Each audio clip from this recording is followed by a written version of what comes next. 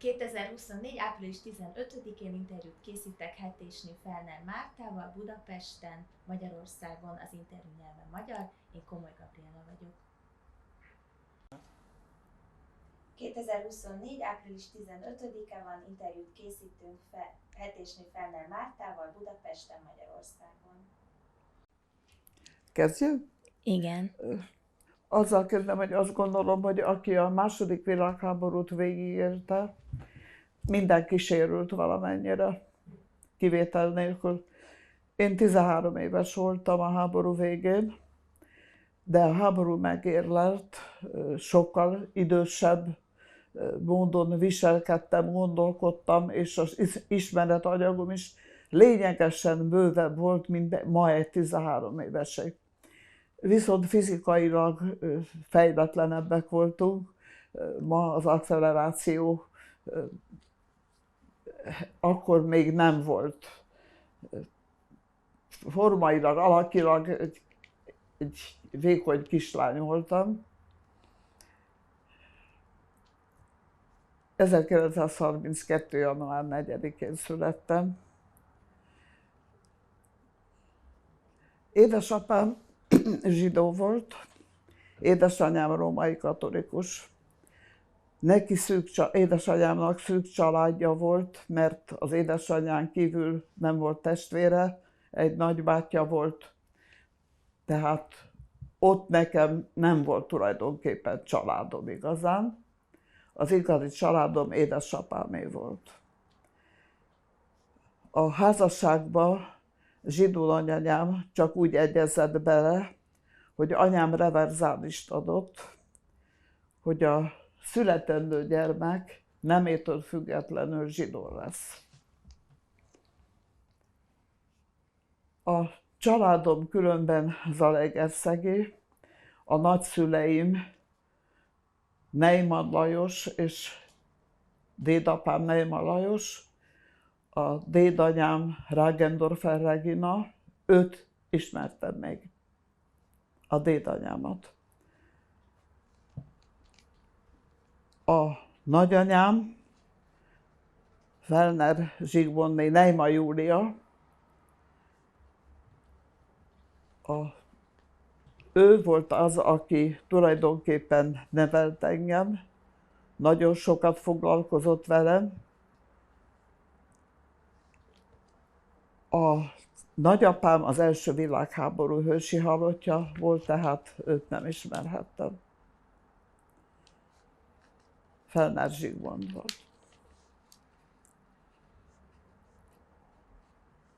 Tehát a dédszüleim, nagyszüleim Zalaegerszegen kereskedők voltak. Ezt édesapám örökölte, ezt az üzletet aztán, és az államosításig volt meg ez az üzlet, 1949-ig. Amikor megszülettem, akkor a nagyanyám még aznap, ahogy a zsidóknál szokás, rögtön bejelentett a hitközséget. Dr. Junger Mózesnek hívták a rabbit, ő ment Auschwitzba a többiekkel együtt, tehát bejegyeztek a zsidó vallásra. 2 nap múlva, vízkereszt napján, január 6-án a keresztény nagyanyám elvitt és megkereszteltetett Pem Jóskával, őt az egész város Pem Jóskának hívta, ez a későbbi Mindszenty. Úgyhogy január 6-án megkereszteltek minden további nélkül, nem volt szokás kérdezni, hogy miért ki.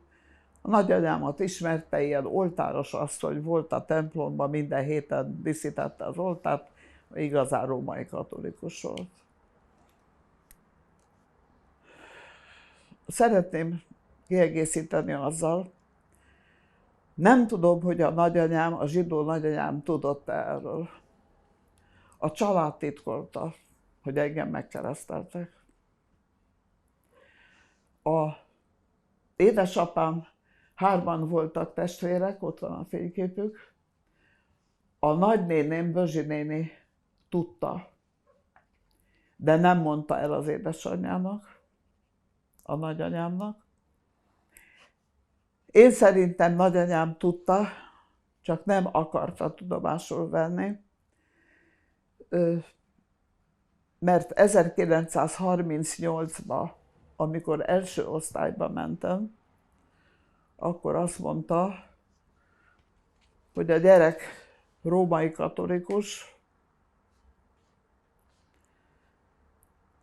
katolikus hittant fog tanulni, mert úgy jobb lesz. Ő hallgatta az angol rádiót rendszeresen, olvasott német újságokat. Eléggé művelt, és nagyon önálló, erős asszony volt. Ugye özvegyben nevelte a 3 gyerekét, és vezette az üzletet, és nagyon érdeklődő volt minden iránt.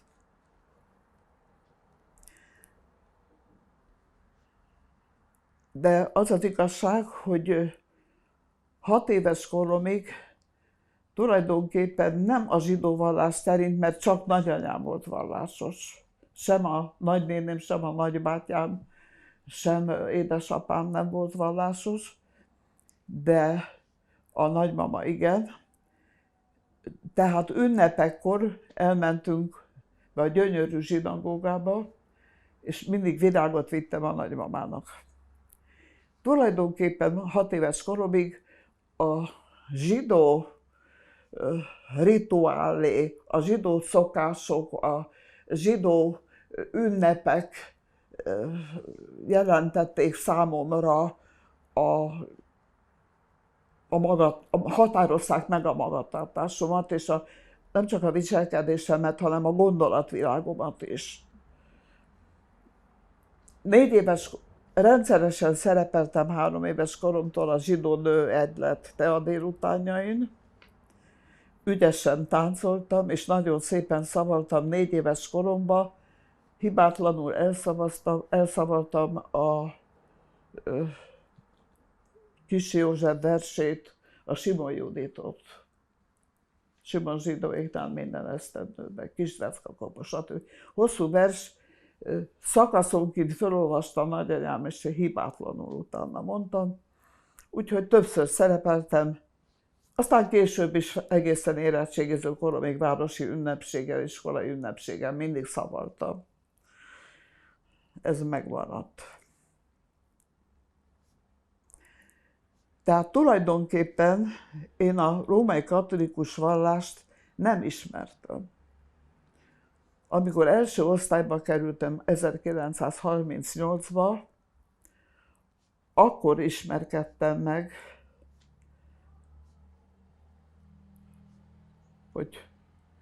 hogy római katolikus pap, meg hittanból.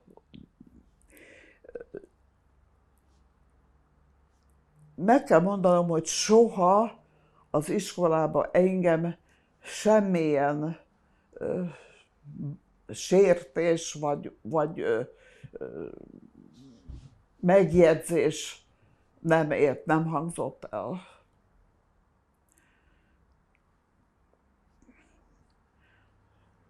Az első osztályban a második napon felmentett a tanítónéni a rajzból, viszont tudtam olvasni és 100-ig számolni, tehát az volt a dolgom, hogy kiültem a katedrára, és rajzórán olvastam mesét.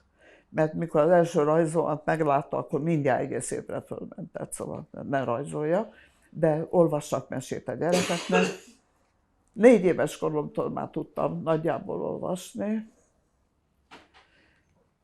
és akkor a 4. vagy 3. napon nagyanyám bejött a tanítónénihez, előttem van még most is a jelenet, megkérdezte, hogy ő is okosnak tart engem.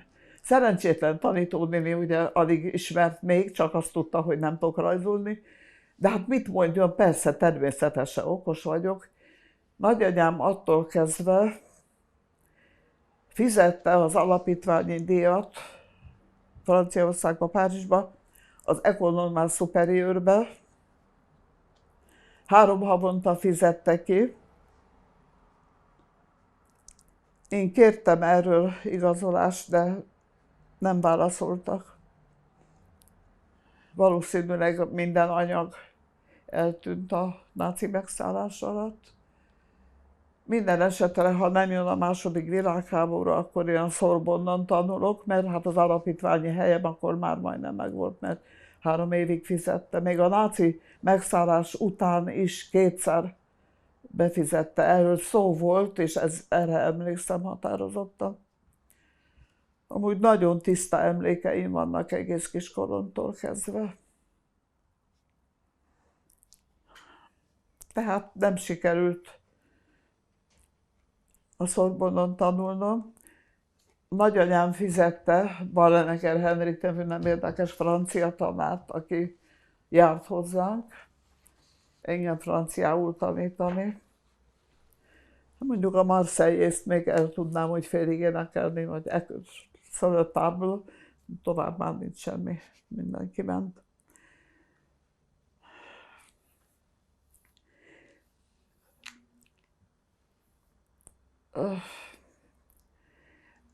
A zsidó ünnepeket mindig nagyanyámnál tartottuk, de az édesanyámat nem hívta meg. Péntek délután nagymamával és édesapámmal kimentünk a nagyapám sírjához, a zsidó temetőbe, és a vacsora a nagymamánál volt.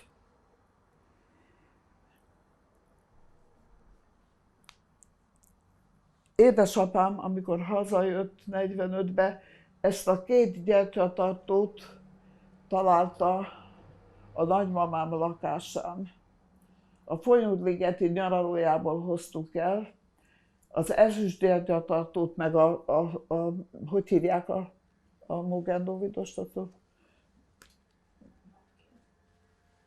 A nagy gyertyatartót, ami ezüstből volt, azt természetesen mindent elvittek, ezt ott hagyták a lakásba, ezt édesapám 45 nyarán őszén megtalálta. Ez maradt meg. És néhány kép. Az iratokat, mindenféle iratot, ami fontos lenne.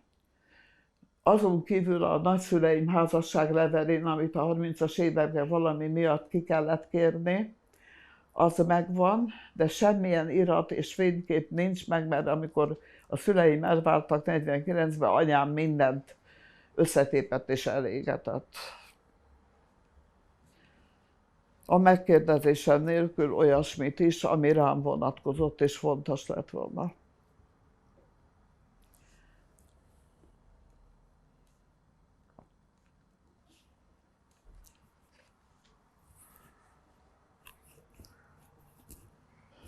Akkor talán ennyit a családról, illetőleg még akkor annyit hozzáfűzök, hogy a dédapám Grazba, tehát a nagyapám Fellner Zsigmondnak az édesapja, aki szintén Fellner Zsigmondnak itt a Grazba élt, földbérlő volt, egy ilyen birtokot bérelt, gazdálkodott, viszont a testvére az a Fellner Alfréd, a híres építész. Tehát a dédapám testvére az az építész, aki a Víg Színházat építette, a Kecskeméti Színházat építette, aki európai hírű építész volt. Ő Frédi bácsinak nevezte a család, természetesen mi nem találkoztunk vele, de a lánya, Emma néni, egyszer Zalaegerszegen meglátogatott minket, akkor az egész család összegyűlt, innen-onnan, Budapestről is, és ő még írt is egyszer, Bécsbe élt, aztán ugye eltűnt a deportáláskor, amikor a bécsi zsidókat elvitték. Tehát közvetlen leszármazottja vagyok ennek a híres építésznek.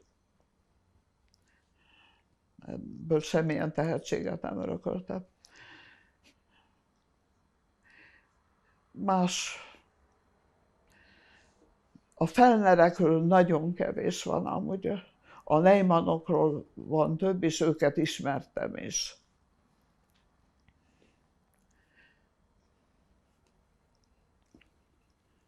Tehát 1938-ban első elemi, 14 éves koromig mindig kitűnő tanuló voltam, mindig a legjobb az iskolában. Nem kellett tanulnom, elég volt, amit hallottam. Olvastam rengeteget, állítólag nem is nekem való irodalmat. Nagyon szerettem és nagyon szeretek olvasni, rengeteget olvastam életemben, talán a legfontosabb dolog volt. Viszont másodikos koromban a férfi tanítóbácsik voltak többségben az elemi iskolában.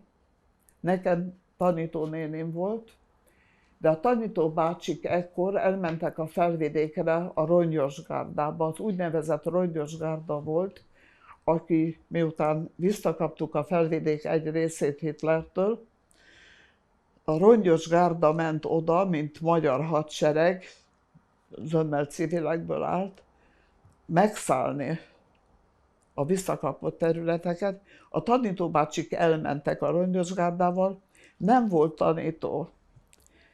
Úgy osztogatták egymás között az osztályokat, csereberélték a néhány tanítónéni. Másodikos koromban engem átküldött a tanítónéni az első osztályosokhoz, betűket rajzoltam, írni tanítottam őket. Amikor 10 éves koromban a szintén zsidó gégész a Egerszegi kórházba kivettem mandulámat, egy ilyen szabadságos katona ölébe ültem, betakarva lepedőbe, elaltatott, de előtte elmondta a katonának, hogy ez a kislány tanította a lányomat írni, mert az ő lánya első osztályos volt, amikor én másodikos, tehát akkor már írni tanítottam az elsősöket. 6. gimnazista koromban történelmi órákat tartottam, semmi más nem érdekelt, csak a magyar és a történelem, mert a koalíciós időben az osztályfőnököm és történelemtanárom a gimnáziumban megválasztották oktatási osztályvezetőnek, és inkább azzal foglalkozott, és akkor engem megkért, hogy tartsam meg a történelmi órákat. Nem tudom, hogy miért, soha nem jöttem rá, honnan tudta, hogy engem érdekel a történelem. Minden esetre 4 éves korom óta tanár akartam lenni, soha semmi más. Akkor térjünk rá a háborúra.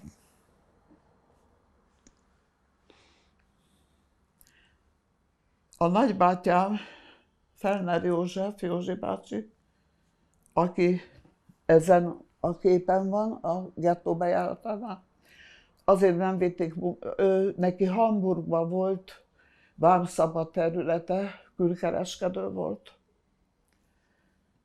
A 38 után, illetve elvették tőle, megszűnt, nem is mehetett Németországba, tehát otthon Zalaegerszegen, nem tudom mivel foglalkozott, valamit csinált. A felesége, a Klári néni dániai származású volt, viszont a Józsi bácsi korábban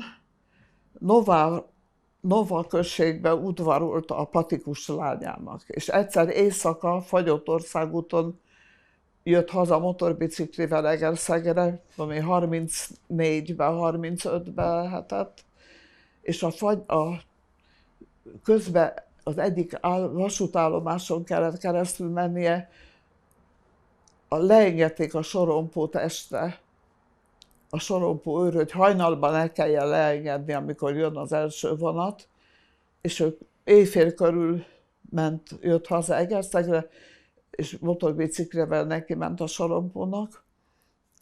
Úgy tört el a karja, hogy nem tudták helyreállítani, ahogy megcsúszott a Jeges úton a motorbiciklivel. A Bécsbe ment a klinikára, ott sem tudták rendbehozni, Ott ismerkedett meg Klári nénivel, aki dán volt, nem is tudott magyarul. Ő séelés közben esett el, és egy kis pup maradt a hátán.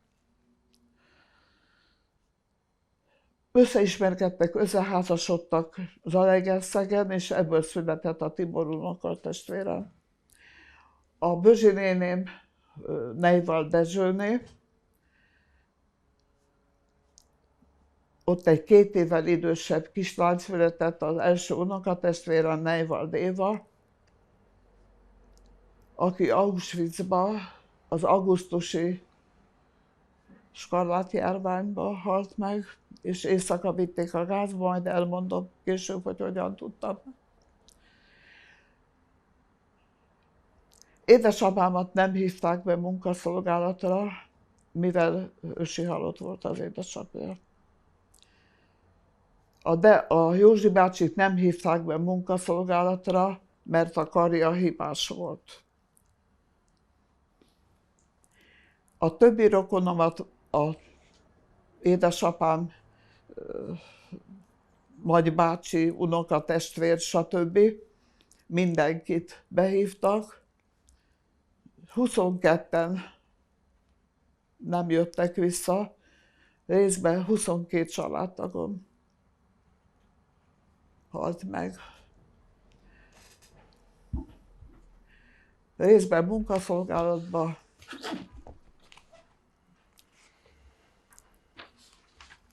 A nagyanyám egy lánytestvére meghalt fiatalon, a 3 testvére, 2 fiú volt, hárman voltak, az ő leszármazottaik is. 2 orvos volt, az egyik Olaszországban tanult, ismertem, Simonyi György. Pescarában tanult, mert ott az olaszoknál, itt már a numerus clausus volt, olaszoknál nem volt, a zsidók nyugodtan tanultak, ott végzett orvosnak.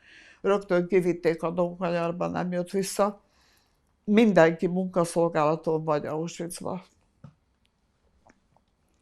Édesapám az egyetlen, aki visszajött, mert őt csak 44.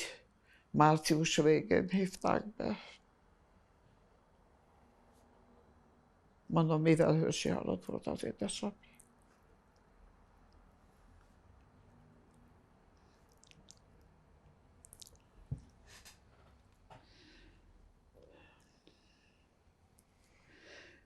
Hát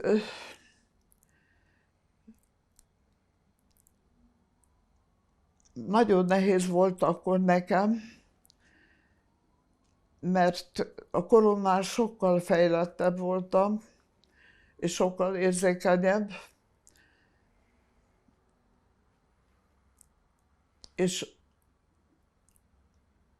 az elemi iskola után polgári iskolába mehettem, mert csak fiúgimnázium volt Zalaegerszegen, és a lányok csak magántanulók lehettek alsóba. 5-től mehettünk a fiúgimnáziumba különbözeti vizsgával.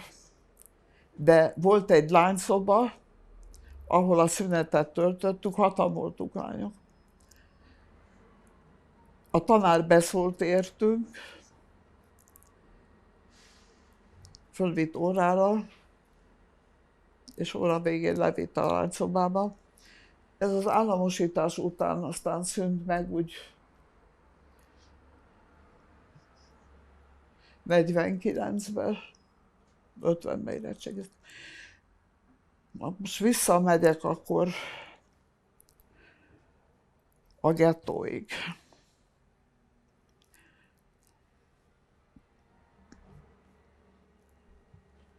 Amikor ez a Zala megyei zsidóságról szól, tehát a rokonaim kivétel nélkül a gettóba mentek. Az értékeik egy részét elhozták hozzánk, és anyám meg a cselédlányunk elásta a kertbe. Én minden nap bementem a gettóba, egy nagyon tisztességes parancsnok volt ott, aki a gettót irányította. A Tompa utcában, ebben bent van a gettó helye, ahol a unokatestvéremék laktak, a Neiwald Éva unokatestvérem, Bözsi néni nagynéném, Dezső bácsi nagybátyám az munkaszolgálatom volt. Tehát az eredeti lakásuk is ott volt.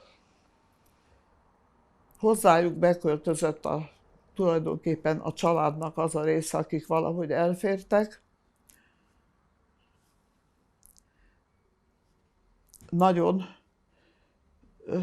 a többi gettóhoz képest elég normális körülmények között, és egy végtelenül tisztességes katonai parancsnokkal, aki irányított ezt a gettót. Minden nap bementem, és beengedtek, kiengedtek, nem volt semmi probléma. De amikor 3 zsidó, a polgári iskolában 3 zsidó osztálytársam volt, 2 Zalalövéről, 1 Zalaegerszegről, ők nem jöttek egy nap iskolába, amikor a gettózás kezdődött, és akkor édesanyám engem is otthon tartott. Tehát május közepétől nem mentem, hát hamar vége volt a tanévnek, korábban befejezték a háború miatt, de nem mentem iskolába. A következő tanévet, a polgári iskola 4. osztályát elkezdtem, de ugye az ismert körülmények miatt október végén abba hagytam.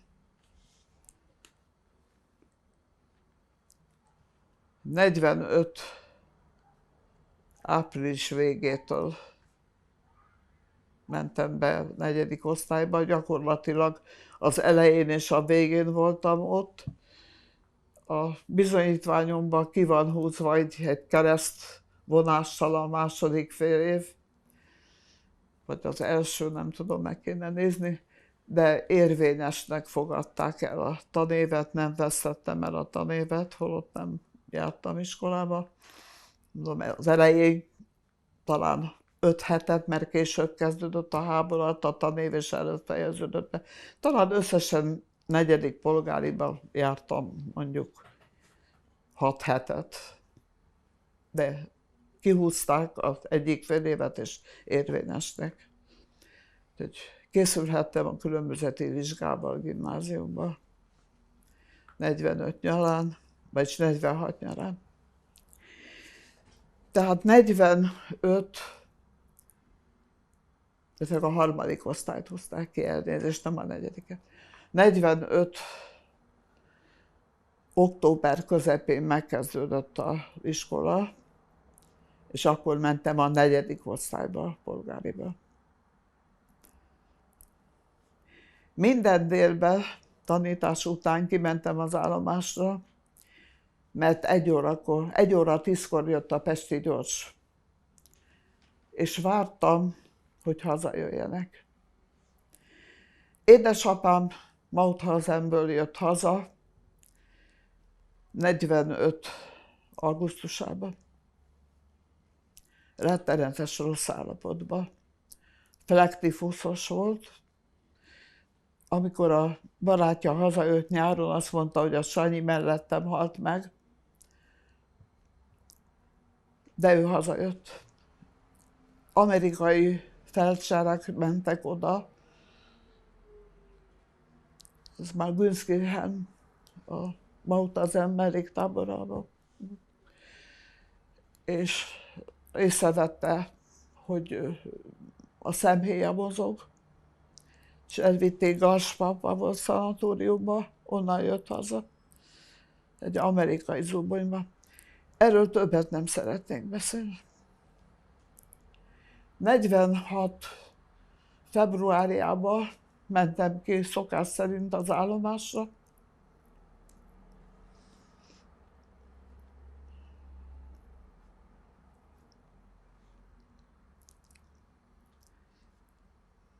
édesapám kint volt az állomáson, ott várt.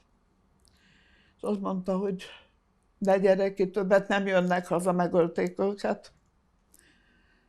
És átmentünk a zsidó temetőbe, nagyapám sírjánál, mind a ketten megesküdtünk, hogy soha senkinek egy szót sem.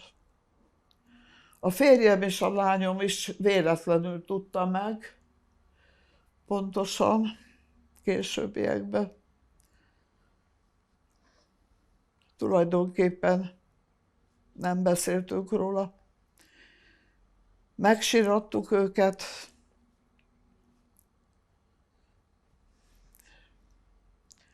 el kellett temetni. Nem lehet együtt élni az emlékekkel.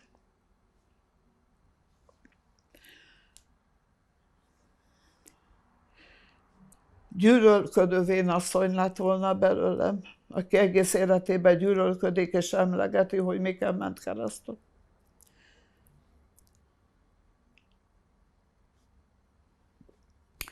Akkor térjünk rá. Sokáig nem tudtam, hogy mi történt.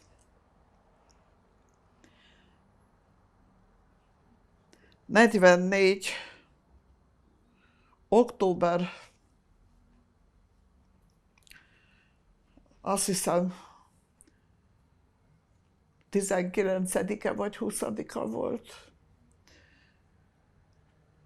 amikor én annyit tudtam, hogy késő délután már sötétedett egy kicsit, megjelent egy szekérrel bizonyos Horváth bácsi,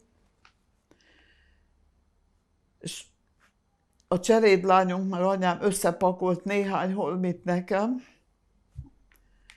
és mondták, hogy öltözzek jól fel,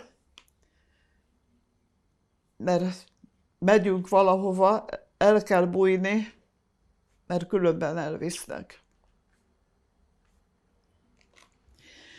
Itt van az a rendelet, amelyiket október 18-án a Zala megyei, illetve Zalaegerszegi nyilas városvezető adott ki, hogy mindenkit, akinek 2 nagyszülője zsidó, mert ugye csak a 4 nagyszülő zsidó számít a zsidónak, akinek 2 nagyszülője zsidó, azonnal el kell vinni,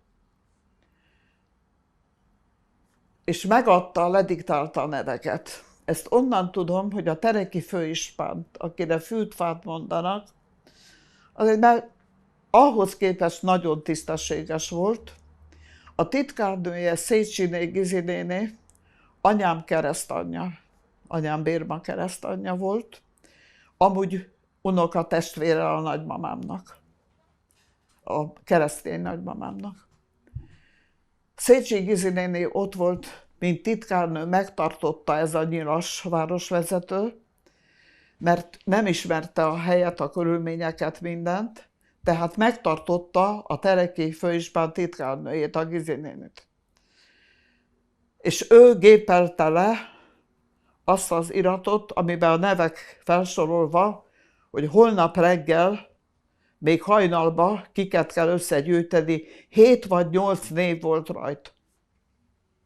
Évtizedekig nem tudtuk, hogy honnan szerezték be ezeket a neveket, akik még 2 zsidó nagyszülővel rendelkeznek, és otthon vannak. Tehát Gizi néni azonnal értesítette a nagymamámat. A nagymamám azonnal kiment a 16 kilométerre lévő Dobronhegyre, egy unokatestvéréhez, Juliska nénihez, Pálfi Juliskának hívták.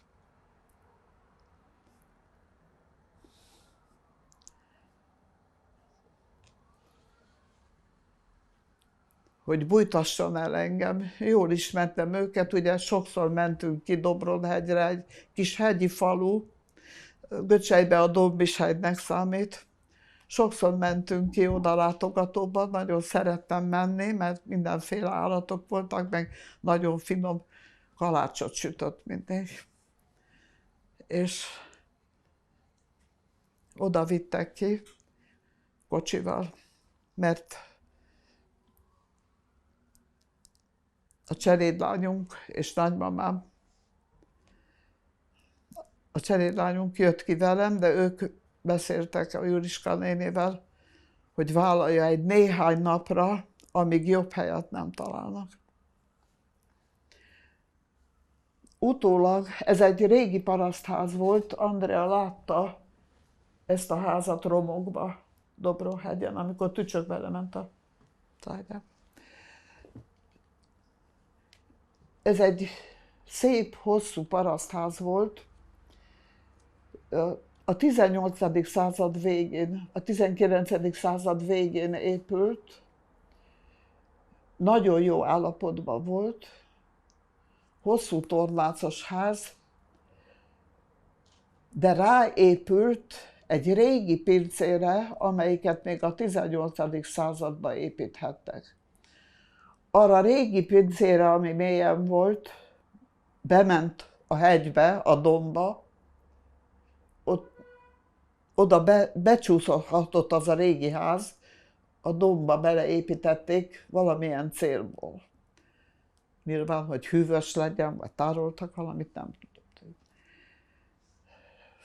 Fölött a házba, ha bementünk, egy nagy konyha volt, kemencés konyha, abból balra nyílt egy ajtó, 6 lépcső lehetett lemenni, az volt a pince.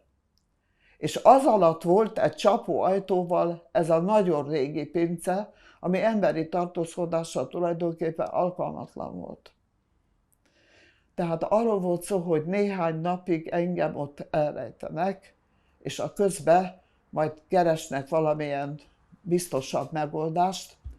Tudniillik, ők jómódú parasztemberek voltak, borkiméréssel foglalkoztak, és ebbe a felső pincébe, ami tulajdonképpen csak 6 lépcsővel volt lejjebb a konyhánál, ebbe álltak a hordók, és középen egy asztal, amin poharak voltak, meg üvegek voltak.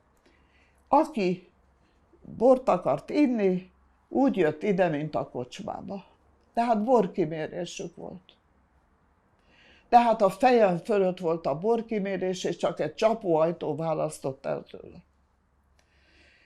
Nagyon sokszor próbáltam, és próbálok visszaemlékezni, hogy ez az alsó pince nem volt nyírkos, száraz volt, csak hát ugye földes padló volt fönt is, nem volt padló, a szobában is földes volt, úgy mindig sárral kenték be a földet, és az volt a takarítás. Tehát a konyhába is, a pincerészbe is, és itt lent is. De ez elég laza volt itt a föld, szóval egy szalmazsákot tettek oda nekem le, mindenféle takarókkal, egy lavorba vizet és egy vödröt az egyebekre. Amikor tudta Juliska néni, 1 hét, 10 nap kiürítette, kicserélte, de hát sokszor nem tudta. Tulajdonképpen ez alkalmatlan volt arra, hogy én engem ott bújtassanak a forgalom miatt. A nyilasok is odajöttek, 3 helyi nyilas volt, mint főnyilas, de a Zalaegerszeg városa épített ennek a hegyi falunak a végébe egy 1 emeletes vagy 2 emeletes sárga épületet Levente kiképzésre, mert nyáron, meg iskolaszünetben itt képezték a leventéket, mert szabad terület, szabad mező volt, ahol gyakorolni lehetett, ugye készülni majd a honvédő háborúra. Tehát ilyen szempontból azért volt rossz, mert az átvonuló magyar, német, meg stb. Meg nyilasok, azok ott szálltak meg, és azok járták azt a 15-16 házból álló kis falut, mert ennivalót kerestek, meg bort. És azok oda bejártak.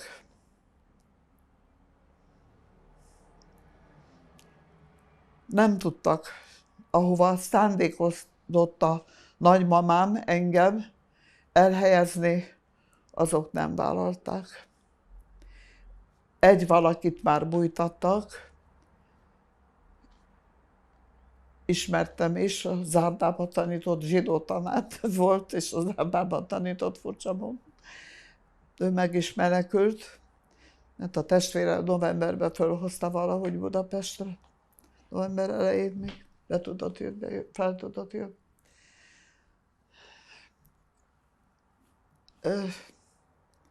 Hát a körülményekről annyit, hogy ők elásták a húst, amiük volt, hogy megmentsék ilyen lesütött húsokat. De nem tudták felszedni, mert ezek állandóan járkáltak. Nem tudták, hogy itt állandóan miatt a Levente szállás miatt járkálnak a katonaság, különböző katonaság vonul át, és keresi az élelmet. Tehát nem merték felszedni, mert a padláson tartottak füstölt bőrke, a disznóbőrt, ilyen csíkokba felvágva és megfüstölték. Mindenféle ételt azzal főztek.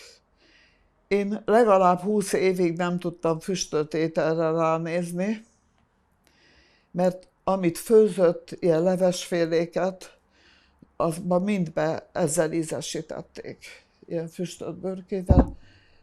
Gyakorlatilag letettek nekem egy darab kenyeret, jó kenyeret, ők sütötték, és hozzá hol egy darab kolbászt, hol egy darab szalonát, amit elő tudtak kaparni, valahonnan a házba dugták el, és néha tejet. Gyakorlatilag nem nagyon tudtam enni, undorodtam mindentől, és nem is volt olyan. Hagyjuk. Szóval túléltem. Ami még a legnehezebb volt, hogy a fejem fölött járkáltak. Nem költözhetek olyan lakásba, ahol járnak a fejem fölött. Ez nem múlt el.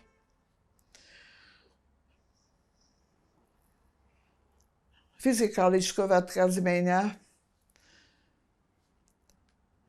ennek az időszaknak 5 hónap volt pontosan. Március 31-én szabadult fel Zalaegerszeg.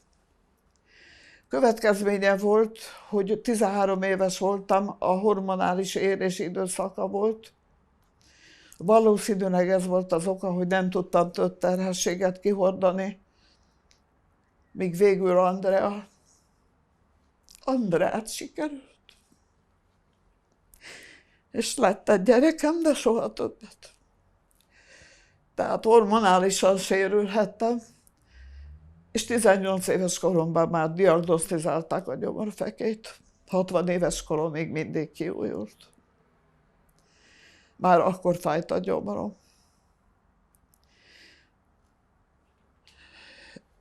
A nehézséget, szóval a menyük, a nagyobbik fiúk a Domkanyarba elesett. A kisebbik fiúk olyan 20-valahány, 30, még nem volt 30 éves, az a Nohabortól teljesen idióta volt, nem vitték el katonának. A istálóba lakott, mint sok paraszt gyerek, ott aludt az istálóba, ugye állatokra azért voltak állatok, akiket közben aztán elhordtak, de ő maradt az istálóba. Rendkívül büdös volt, és abszolút idióta. A csapóajtó úgy volt fölöttem, hogy rátettek egy olyan kis szekrényt, alacsony, aminek 2 ajtaja volt, arra emlékszem, hogy fehér gombja volt, és arra rátettek egy polcot, amit ott Zalába stelázsinak hívnak. Tehát a csapóajtó, azt fedte ez a kis szekrény, és azon egy 3 polcos stelázsi. amire rakódtak mindenfélét. Na most néha éjszaka, ha éppen nem volt ott katonaság vagy valami, akkor éjfél körül a Juliska néni néha fölengedett, egy létrán a csapóajtóról lehetett oda lemenni ebbe az alsó pincébe, és egy 10 percet, negyed órát lehettem levegőn éjszaka. De ritkán. Ellenben ez a beteg gyerek, ez bejött hozzám, elhúzta azt a szekrénykét, és lejött. És fogdosott, stb. A Juliska néni mondta, hogy ne törődj vele, nem tud semmit csinálni. Különben is úgy néztem ki, hogy egy normális ember rám nézett, amikor hazamehettem április 1-én vagy 31-én este, nem tudom, akkor nem ismertek meg. Csontsovány voltam, és a lábszáram tele volt ilyen gennyes sebekkel, nyilván éheztem is, meg vitaminhiányom is volt. Nem tudtam megenni azt, amit adtak. Na ez a fiatal ember, nagyon féltem tőle, rettenetesen féltem. És akkor mondta, hogy ne félj tőle, de muszáj, hogy leenged, mert különben elárulja, hogy itt vagy. Így meg nem árulja el, mert akkor azt mondom neki, hogy ezt a szép kislányt elviszik, hogyha te elmondod valakinek. És annyira ragaszkodott hozzá, hát túlságosan is ragaszkodott, lejött, és rettenetesen félte. Nem tudtam azt, hogy ő mi az, hogy nem tud semmit csinálni, mert e tekintetben abszolút éretlen voltam. Nagyon messze voltam a mai lányoktól. De tehát borzasztó. Az egyetlen dolog volt, hogy az a menyük, akinek volt Nován egy kis vegyes üzlete, ez a novai körorvosnak a könyvtárát, aki szintén zsidó volt, és elvitték, azt kérte ettől a mennytől, akit Emma néninek hívtak, hogy a könyveiből, amit tud, vigye el magához, hogyha hazajön, meglegyenek a könyvei. Nem jött haza. Csak azt nem tudom, hogy honnan kaptam én, egy minimális fény volt. Hát ez benn volt a domba, a hegybe betolva, ez a vége, az a régi pince. És a fölötte lévő is félig. A ház benn volt a domb, a hegy fette, tehát föld volt felette félig. Hogy honnan kaptam levegőt és fényt, egy olyan rácsra emlékszem, mint például, ami a fürdőszobában van, itt szellőző, hogy volt a falban egy ilyen rács. És ott jött levegő és némi fény, de hogy próbáltam sokszor lerajzolni, visszagondolni. Tulajdonképpen azért is akartam, hogy akkor kimenjünk Dobrohegyre, de hát ott már romos volt az a ház, semmit nem lehetett érzékelni. És olvastam. Egy vasfazékba valamilyen olajat hozott le a Juliska néni, ami égett, amiben bele volt dugva valami, és az a valami égett. Nem gyertya volt, hanem olaj. Nagyon gyenge fényt, hát akkor romolhatott el a szemem, de kiolvastam a félvilágirodalmat. Remek könyvtára volt a novai körorvosnak. Nagyon-nagyon féltem, állandóan féltem. Utána meg attól féltem, hogy ez a félelem nem szűnik meg. Megszűnt.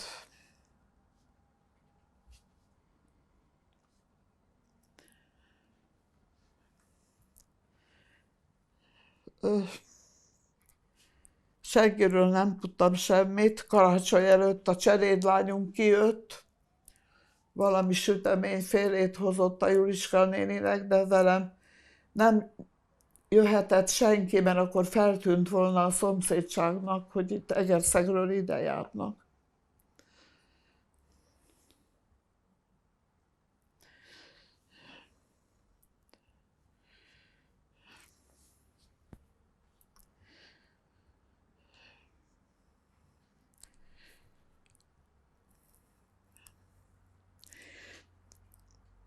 Egyszer, március közepén, március vége felé éjszaka fölengedett, Juliska néni fölsegített, hogy csönd van, és láttuk Zalaegerszeget, égett az állomás, a zalai olaj, de akkor nagyon fontos volt, a olajtartályok az állomáson voltak, már akkor bombázták, amikor még sehol nem bombáztak, az olasz frontról jöttek az angol gépek, és visszafele is mentek, tehát a Dunántúlnak azon a csücskén mentek keresztül, és a maradék bombát le kellett dobni, esetleg volt maradék, akkor az egerszegi állomásra dobták az olajtartályokra. Úgyhogy az olajtartályokat az állomás végéből kitolatták, hogy kijebb legyen, ott égjenek. Tehát lehetett látni, hogy ég. Március 31-én délután a Juliska néni kinyitotta az ajtót, és azt mondta, hogy gyere föl, mert csönd van. Elmentek a katonák, meg a nyirasok is.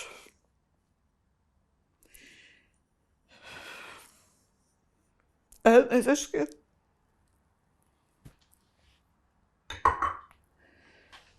Andrea, add ide a zsebkendőmet, légy szíves. Elnézést. Semmi baj. Nyugodtan.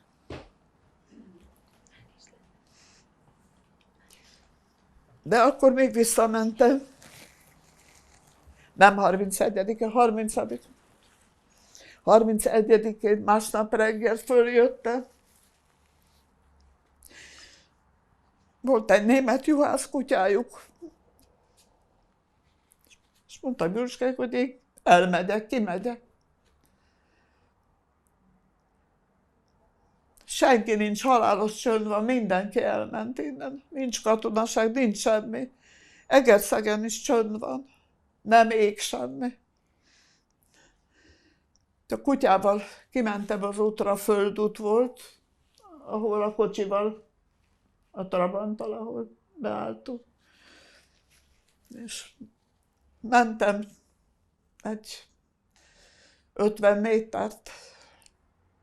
Nagyon nehéz volt járni, alig tudtam menni. És szembe jött 2 lovas katona, nagyon megért. Szürke kucsmájuk volt, és ahogy közelebb értek, láttam a vörös csillagot. És azt kérdezték, hogy Dobronhegy. Mondtam, hogy Dobronhegy. És akkor leúrott az egyik, oda jött hozzám, nézett, mondott valamit oroszul a másiknak. Visszaült a lóra, és kinyújtotta a kezét, megfogta a kezemet, és lassan vezetett vissza. Bejöttek oda, kérdeztek valamit. A Juliska néni valamivel kínálta őket, mondták, hogy nem. Szalutáltak és elmentek vissza. Több orosz nem is látott Dobronhegy.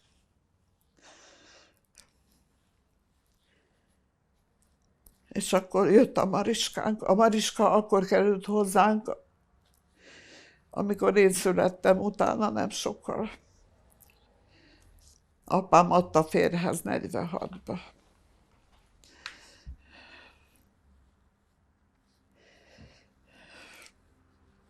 És akkor hazamentünk vele. És akkor be kellett menni a kórházba, mert rettenetes állapotban volt a lábam különösen. Azt hiszem, én kaptam az első penicillint az Zalaegerszegi megyei kórházba. Amerikai orvosok jöttek április 1-én vagy 2-án, hoztak, a kórházat teljesen kifosztották a kivonuló magyar orvosok, akik ott hagyták a kórházat és a betegeket, meg a németek, meg a magyar katonák. Amerikai orvosok hoztak oda, 2 orvos mondta, anyám unokatestvére, aki ott volt főápoló, hogy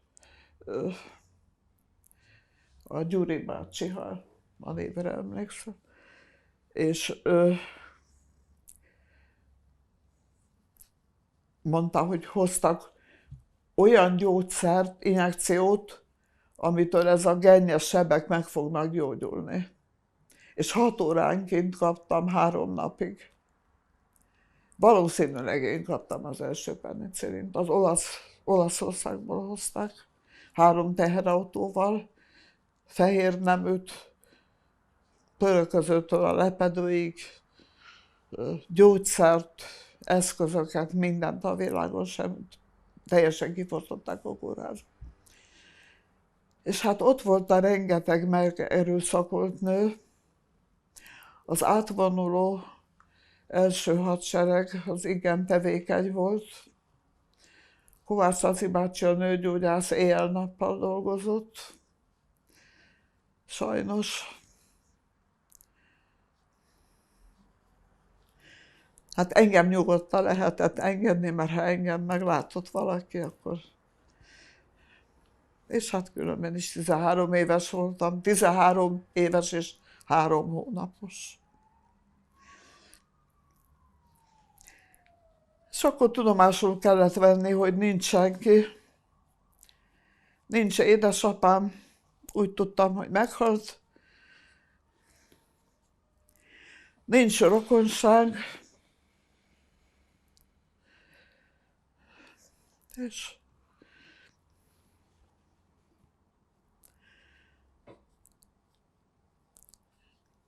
és akkor augusztusban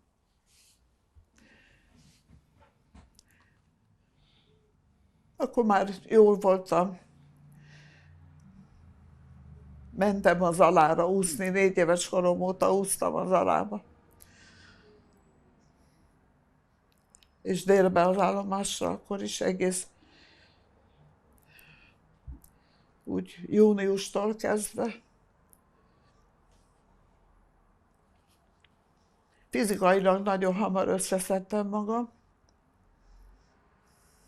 és mentálisan pedig tulajdonképpen, amikor apámmal a zsidó temetőben megesküdtünk, és akkor valahogy ugye befejeződött az iskola, készültem a különbözetére, 46. augusztus végén különbözetiztem, így a gimnázium 5. osztályába vettek fel. Szeptember 6-án tánciskola kezdődött, megismertem a Hetés Tibort, 46. szeptember 6-án.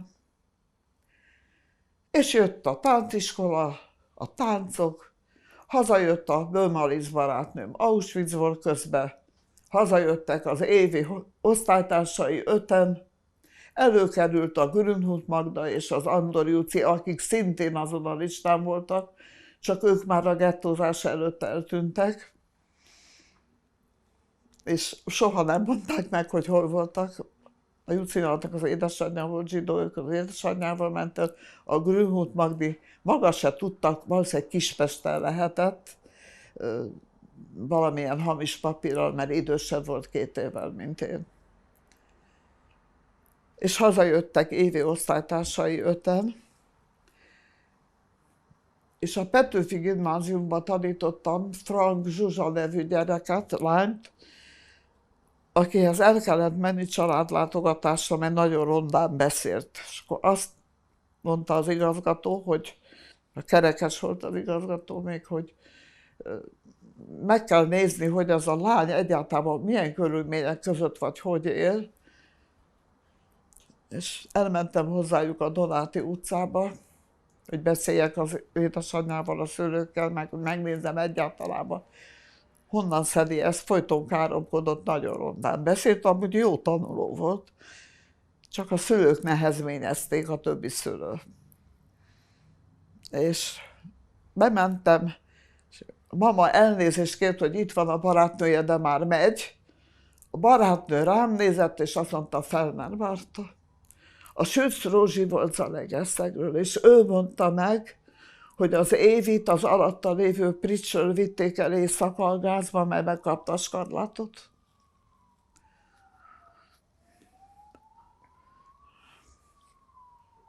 Ennyi.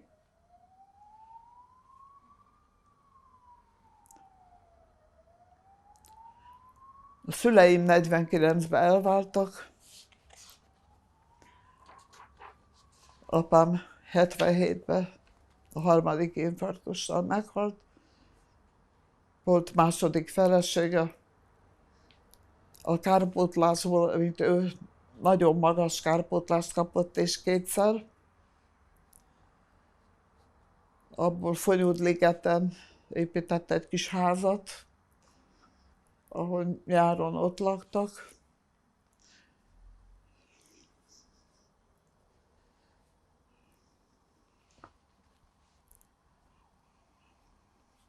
Olyan közel egy kapcsolatom már ezzel a feleségével nem volt.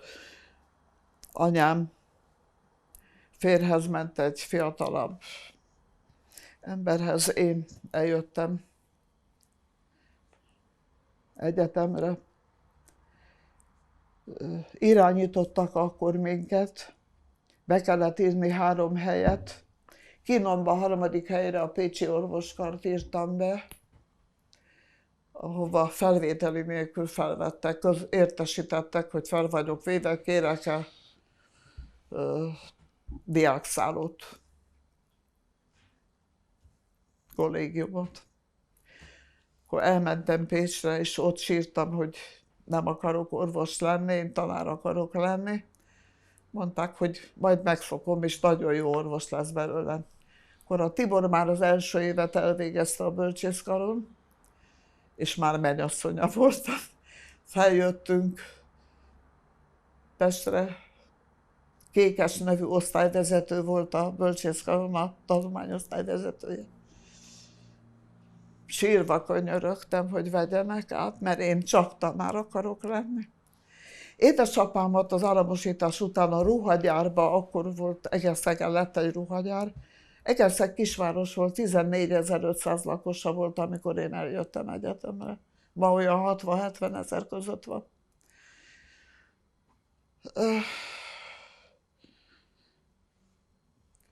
Telefonált a minisztériumban, hogy van itt egy lány, nagyon jó érettségével, tanárnak készült egész életében, de a pécsi orvoskára vették föl. Az édesapja munkás származású ruhagyárban dolgozik az édesapja. 4 évig féltem, hogy mikor derül, hogy nem igaz. De azt mondta, hogy rendben van, mindjárt összehozunk egy felvételi bizottságot, azt az Elbert Jánost, akit később furcsa körülmények között halt meg a Balatonnál, itt lakottak, ezt megközöttem, irodalomtörténész, és még egy másik harmadéves, negyedéves szedtek össze, mint felvételi bizottság. Azok megkérdezték tőlem, hogy hogy utaztam, miért akarok tanár lenni. Mondtam, hogy már 4 éves koromban a szomszéd gyerekeket tanítottam, gyakorlatom is van, mert elemiben is tanítottam, gimnáziumban is tanítottam. Amúgy a gimnáziumban nem voltam jó tanuló különben, addig mindig tiszta kitűnő, de ott nem értem rá, és nem is érdekelt, inkább olvastam a pad alatt. Különben a fizika és matematika tanárunk, áldott emlékezetű Sanics tanár úr, 7-ben már mondta, hogy a kisasszonyok lemehetnek a kertbe. Mert fogalmunk nem volt a 6 lánynak, hogy miről van szó. ilyen differenciál, meg integrál számítási ilyeneket tanított, meg fizikát, és én olvastam a pad alatt, a többiek is, úgyhogy lementünk a kertbe, nem kellett ott lenni órán, ezéből technikai analfabéta maradtam, ami soha nem hiányzott nekem. És hát leérettségiztem, és elkezdődött az egyetem.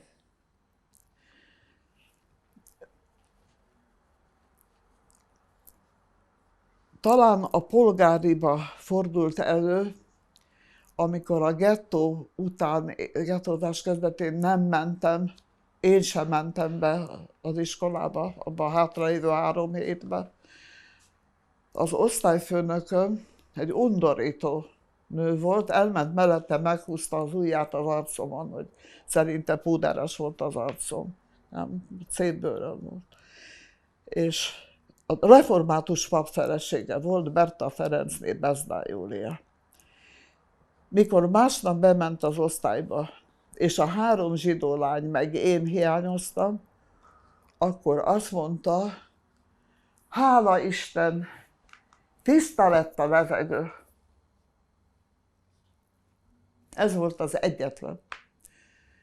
Később a húgommal együtt tanított az Zalaegerszegi gimnáziumban, és nagyon jóban voltak. A húgom azon igazi őskeresztény volt. Szegény, meghalt 10 éve. Van egy lánya, nem tudunk róla semmit, elment Németországba, nem tudjuk, semmi kapcsolat nem van. Van egy öcsém Zalaegerszegen, és van egy Fellner unokatestvérem Szombathelyen, azok a sírok, amik a Nagysimonyi temetőben vannak.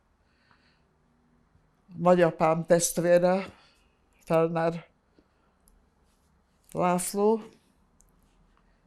és a fia, szintén Fellner László, aki apámmal volt egyidős.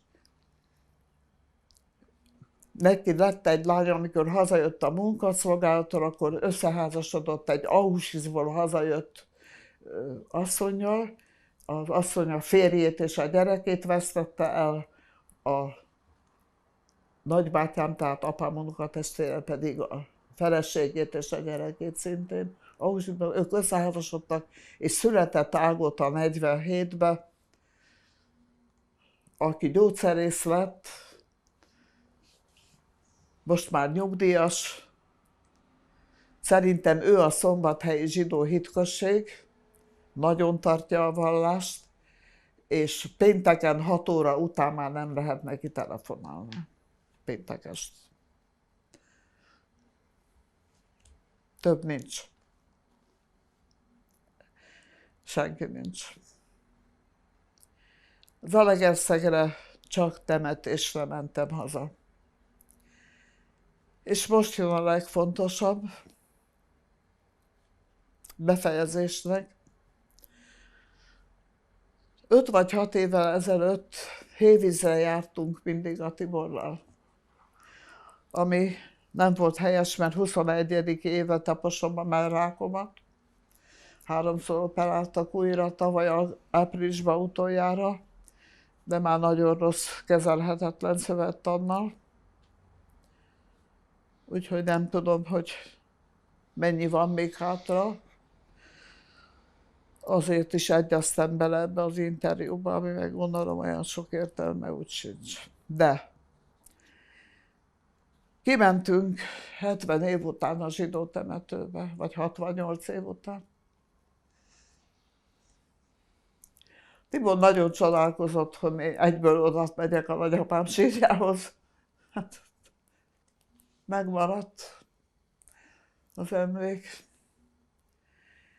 És a temetőt akkor rendezték, vágták a fákat ki, és rengeteg gasz, növényt, mindent, és benne az iroda is nyitva volt romos állapotban, és egy hatalmas íróasztal, aki vezette ott a munkát, egy középkorú férfi, kiderült, hogy az öcsém velünk jött a temetőbe, ő soha nem volt a zsidó temetőben,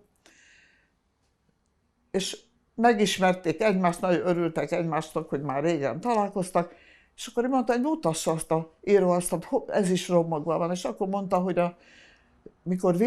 mikor a nyirasok hatalomra kerültek, nagyon sok helyen fölástak sírokat, keresték az eldugott aranyat, meg egyebeket, és ezt az íróasztalt is szétverték.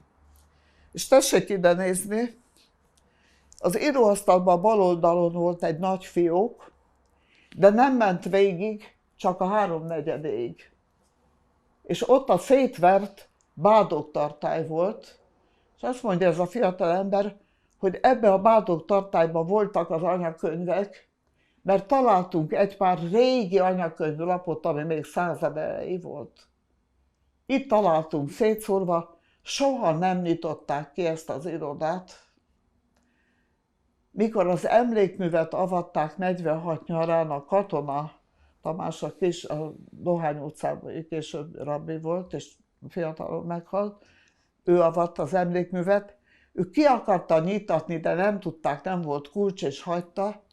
Tehát ez ott volt, szétvert állapotban ez az íróasztal, és tehát a nyilasok ezt találták meg, és ebbe voltak az anyakönyvek, és onnan tudták meg, hogy kinek van 2 zsidó szülője, ki az, akit bejelentettek zsidónak, de keresztény lett, és nem vitték el. Ott találták ezt, aztán én próbáltam utána érdeklődni, a Tibor a jelenlegi anyakönyvvezetővel beszélt is, vissza is hívott engem, és azt mondta, bemondta a Józsi bátyám születési dátumot, 903-ban született, az megvolt, de a polgári anyakönyvvezetés is hiányos volt, mert a háború végén a Vármegyeházát is, meg a Városházát is meglehetősen az oroszok igénybe vették, oda szállásoltak be mindenkit, és azok is szétzúztak mindent, amit lehetett. De azt mondta, hogy igen, anyakönyvezve van olyan, aki ezen a bizonyos listán szerepelt. Mert a lista az megmaradt a főispáni hivatalban.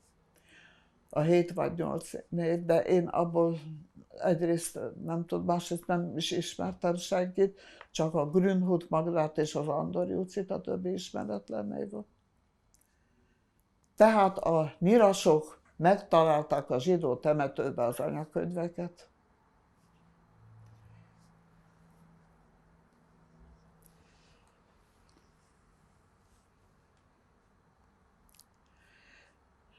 Sajnos 6 évvel ezelőtt ilyen enyhe reggeli szédülések kezdődtek nálam, és akkor Andrea ajánlotta, kiváló neurológushoz mentem el, aki 2 ízben is csináltatott koponya CT-t, a szédülés miatt rendben volt. Kaptam gyógyszert, amit reggeli gyomorra kellett bevenni a Szermion, de 2 év múlva elkezdődött a film. 88 éves koromban, hajnali 4-kor vagy fél 5-kor fölébredek, elég gyakran, pereg a film. Visszajöttek bizonyos képek, de úgy jön vissza, hogy szinte félálomban. A végén már ébren vagyok, de még ott van a csendőr, és tartja rám, mit tudom én, őt engem.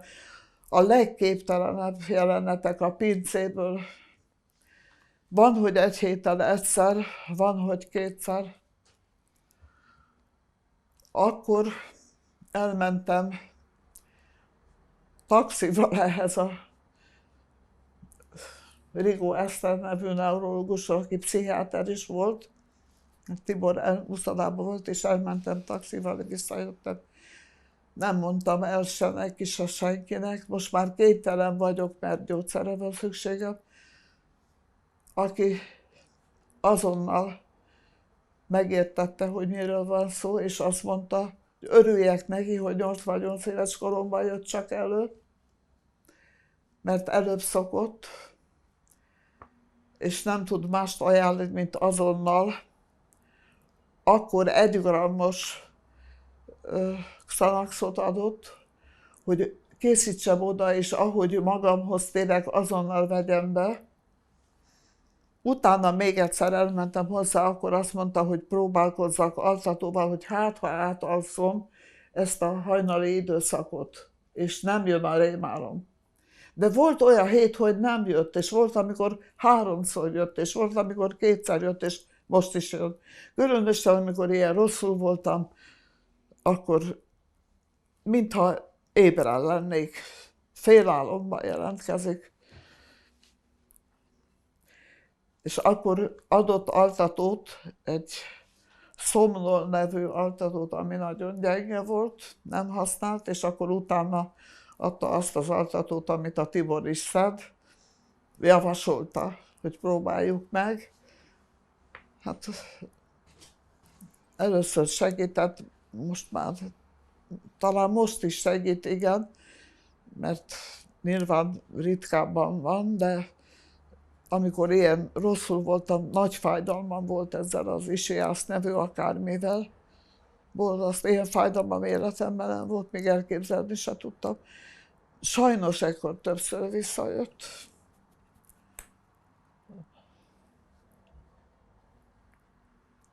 A reumatológus barátnőm, Andrea, légy szíves, a reumatológus barátnőm javasolt ott egy pszichiátert, mert sajnos meghalt a Rigó Eszter. Az küldött nekem valamilyen zöld feliratú gyógyszert, ból egyet bevettem, és olyan lett a fejem, mint zakatolt a vonatba, ez Isten ments tőle bevenni. Úgyhogy így el vagyok, félek a hajnaloktól.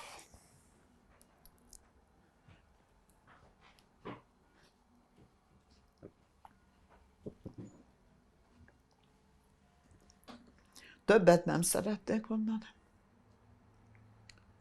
Sok minden van az életemben, és sok minden történt, de nem szeretném, úgyhogy ez volt a lényeg. Ezt is talán túl hosszan mondtam el, de amíg beszélek, akkor idézem fel az emlékeket.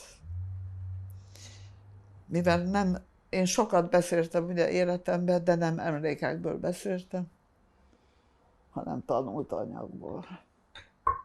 Ez más. Ennyi.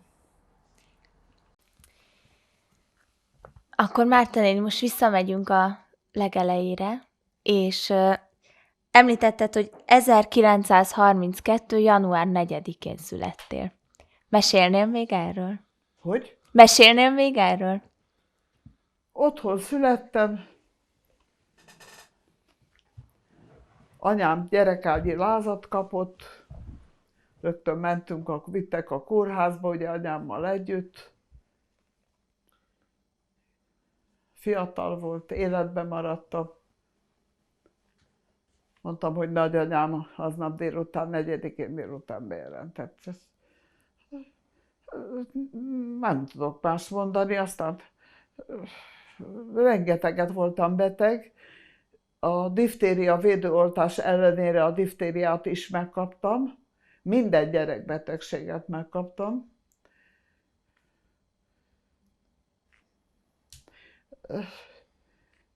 Tulajdonképpen a diftériával meg akartam halni, lehettem olyan 2 éves, és a házi orvosunk azt az ősi módszert követte, hogy vattát tekert egy műszerre, és petróleumba mártva, petróleumos vattával dörzsölte a torkomat meg, és így maradtam életbe. Gyógyszerre nem volt a diftériára. És be voltam oltva, itt a 2 oltás, a diftéria elleni oltás, ja, bocsánat. Még rajta. De minden gyerekbetegséget megkaptam. Skarlátos is voltam, akkor mondta a nagymama, hogy az Évit vigyétek oda, hadd kapja meg a skarlátot, mert felnőtt korban az nagyon veszélyes. Van 8-9 éves voltam. És ha odahozzák és megkapja, ahogy a nagymama mondta, mert ő is olyan volt, mint én, ilyen jós tehetség, előre állt. És akkor kibírja Auschwitzot, ott kapta a skarlátvittel. Ezek a repülőgépgyárban dolgoztak ott Auschwitz-Birkenauban, és ott öreg német katonák vigyáztak rájuk, akik oda dugták nekik ennivalót. Azok már olyan idősek voltak, hogy nem voltak alkalmasak a harcra.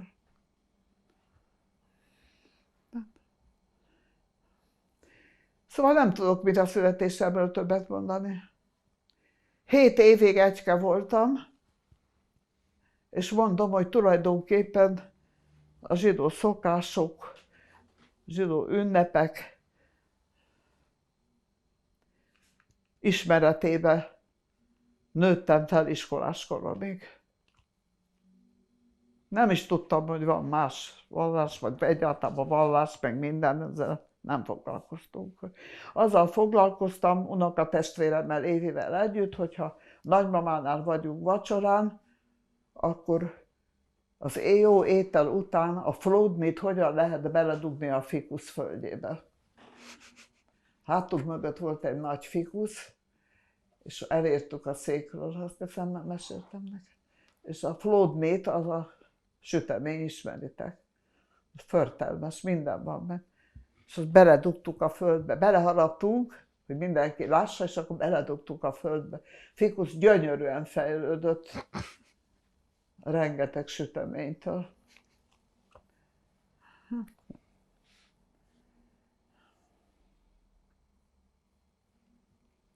Elmondtam, ami lényeges.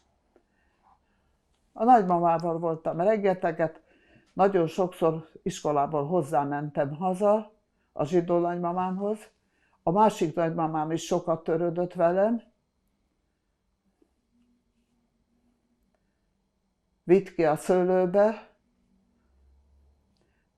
de ugye ő elvált akkor, amikor édesanyám még egész kicsike volt, még pólyás volt, és pár év múlva hozzáment egy csendőrtiszthez, az alamegyei csendőrségnek ott volt a székháza, aki nem olyan kakastollat csendőr volt, hanem ilyen gazdasági vezető volt ott a megyei csendőrkapitányságon.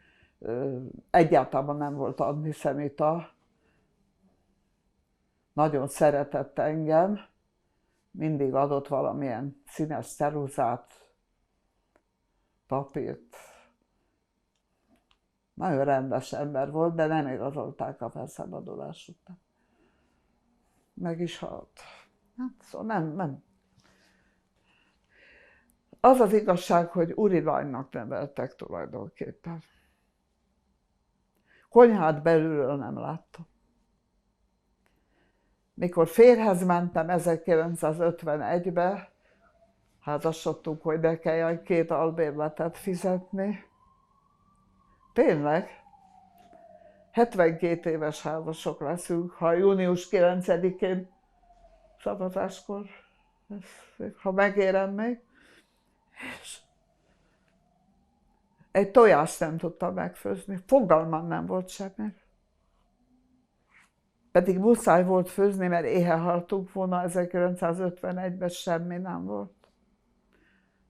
Apusom körorvos volt Lentibe, és súlyos GTB-t kapott valamilyen betegétől, vagy katonák sorozással kellett neki részt venni, és itt volt fönn a GTB, tehát táppénzem volt.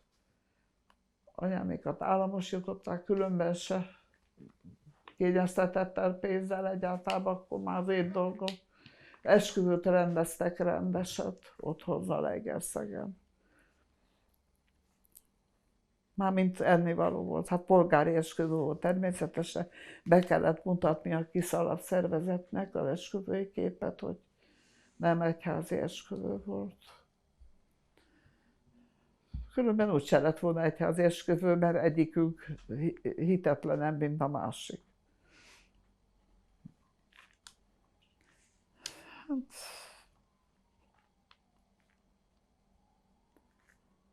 Azért nem kértem kárpótlást, és nem is egyszer felhívtak az államosítás miatt Zalaegerszegről, hogy az üzletet, ugye, meg a szőlőt, meg minden, meg a házat államosították, meg volt még egy kertvárosi házunk, ahova a háború alatt apám minket oda telepített, hogy ott biztonságosabb, meg munkát csináltak a kertbe, tehát nem ott laktunk az üzlet fölött a háború alatt, hanem a kertvárosban. Ezeket mind államosították, és emiatt Zalaegerszegről fölhívtak, hogy kárpótlást, és én mondtam, hogy nem fogadok el kárpótlást, mert én nem dolgoztam, egy hajszálat nem tettem keresztbe, ezt mondtam nektek.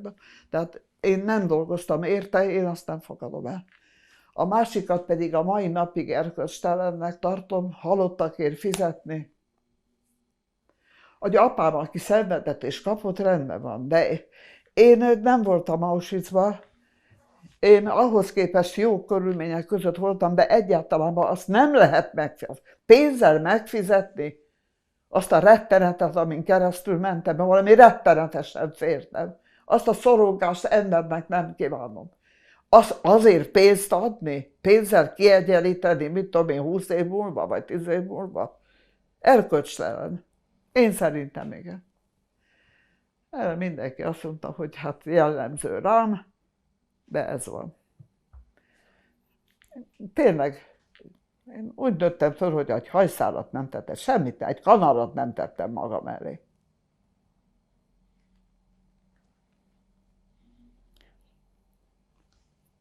Aztán nem úgy lett. Nagyon jó háziasszony lett. Az uram ugye nem eszi meg csak a mélyt. Na, mi van még? Jó. És akkor említetted, hogy a nagyanyád aznap bejelentett téged a születésed után. Erről mesélnél még? Ennyit tudok, hogy bement a hitközségre, és anyakönyveztek. Ez az anyakönyvem megvolt otthon is,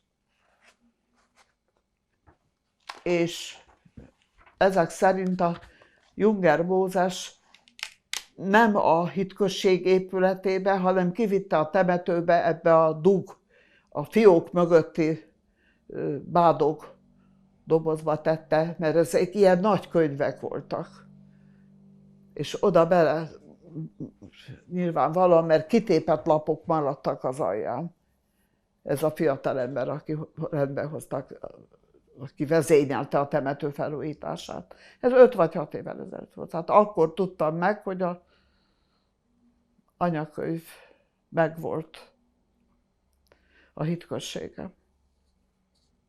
De szó nélkül megkereszteltek engem január 6-án. Ismerte a nagyanyámat, és különben is. Nem értem, ma nem lehetne megcsinálni. De akkor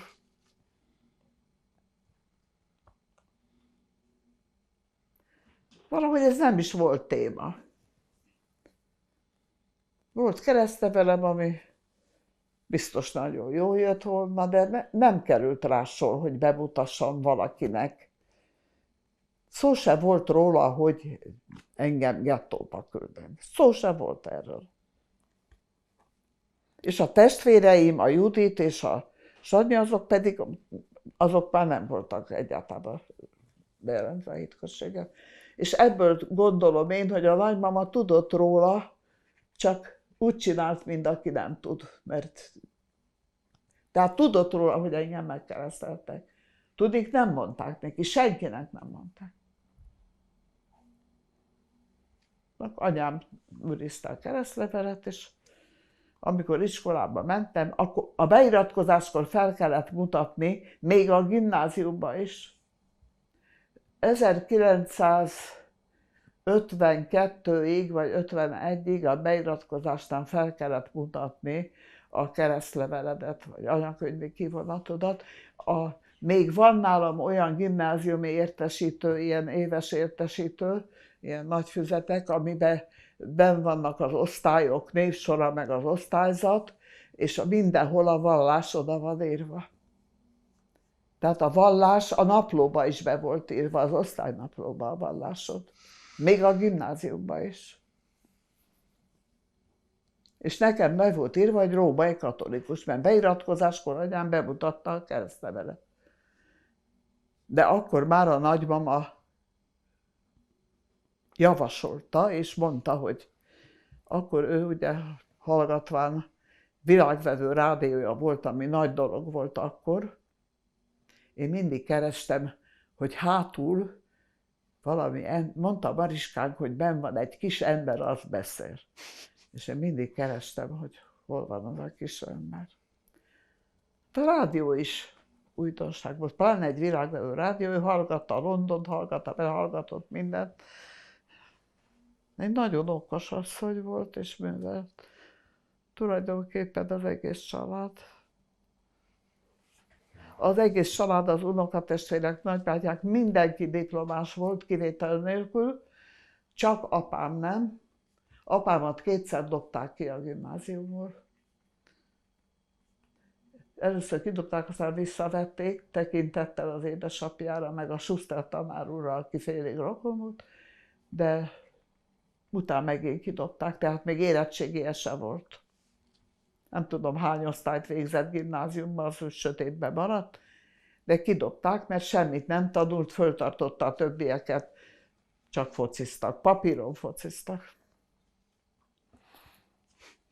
De nagyon okos volt, éles eszű, és tudott minden. Segített nekünk a különbözeti vizsgálnál, amit nem tudtunk, ő mindent megmondott fejben.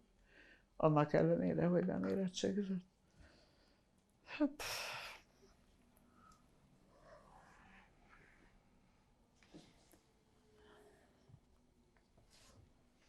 Nem akarok többet mondani. Jó, erről nem. Már semmiről, csak bogozni lehetne, és nincs értelme. Ez, ami érdekes, hogy Auschwitzon kívül is volt fájdalom, szenvedés, félelem. Nagyon sokan voltak hamis adatokkal, hamis okmányokkal. Egy nagyon közeli ismerősünk, akivel a szüleim jóban voltak, rendszeresen kárbidzseltek hetente, azok, az egyik nő följött Budapestre, mint cseléd. Ugye az volt a szokás, hogy erdélyi menekült és cseléd. Azt be lehetett jelenteni. Mert ugye jöttek az oroszok már Erdélybe, és akkor elmenekült, és beállt itt cselédnek, és sorba állt élelmiszerért, és a mögötte lévő, vagy előtte lévő meglátta a nyakába a Mogadovidos láncot. Kilógott neki véletlenül, előre hajolt, és kilógott, és azonnal hívta a rendőrt, és elvitték. Mert azt mondta, hogy ő ezt kapta valakitől, szerezte, de nem hitték el. Megvizsgálta, kiderült, hogy... Úgyhogy le lehetett bukni sok mindennel.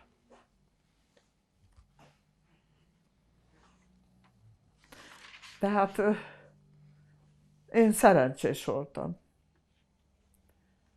Egyszer volt az ott Dobrohegyen, azt nem mondtam, hogy ez a Pista, aki lejárkált hozzám, nem tolta vissza a helyére ezt a kis szekrényt, és jött egy nyilas inni, és ő megláthatta a csapóajtót, de Juliska néni ment be elől a pincébe, és villámgyorsan visszatolta. Nem látta meg, ha meglátja a csapóajtót, akkor baj van. Szóval mi mondom, mindenkinek, aki a második világháborút végigérte, csak véletleneken múlt az élete. Annak is, aki semmi nem volt, és a legnagyobb biztonságban ült a pincébe az ostrom alatt. Vagy elment sétálni, és egy eltévedt lövedék elérte. Szóval, aki túlélte a második világháborút, mindenkinek van vesztesége. Vagy így, vagy úgy.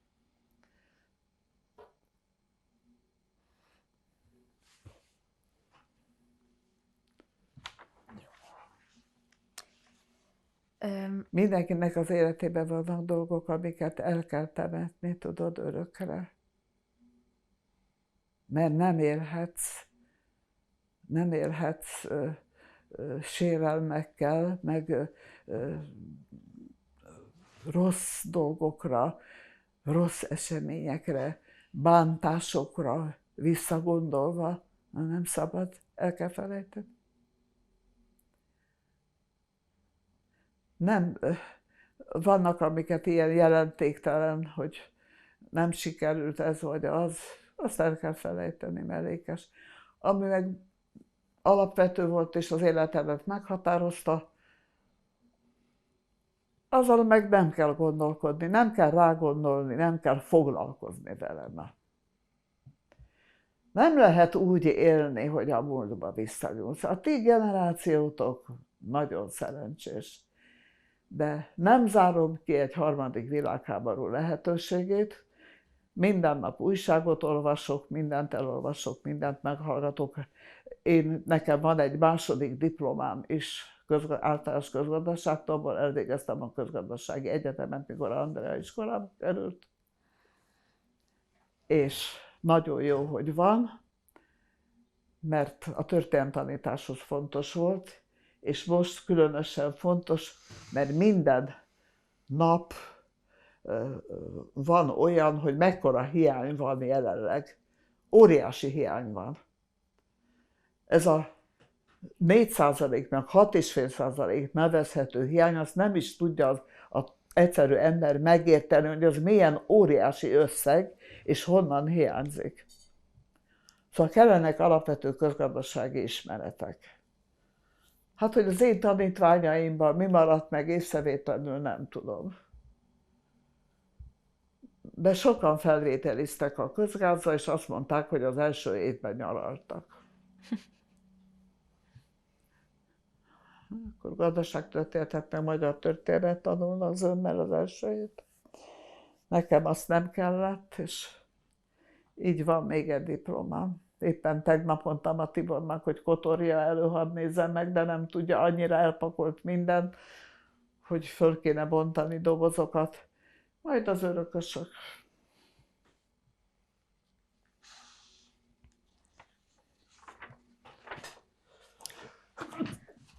A teljes levélanyagot,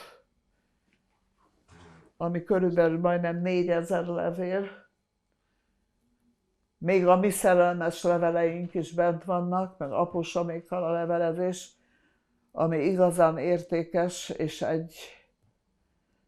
egy korszakot jelképez, azt a Semmelweis Múzeumnak adta oda a Tibor. Úgyhogy az ott található.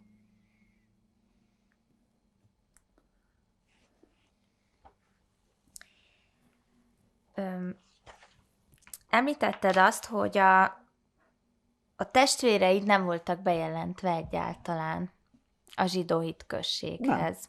Nem, ők már rómaiak, mert 7 év differencia van, 39-ben született a húgom, és akkor már szó se volt róla. Akkor már tudtuk, hogy körülbelül, hogy jobb rómaikat, és nagymama akkor már nem szólt bele. Pedig akkor fizette a École Normale Supérieure-be az én alapítványi helyemet.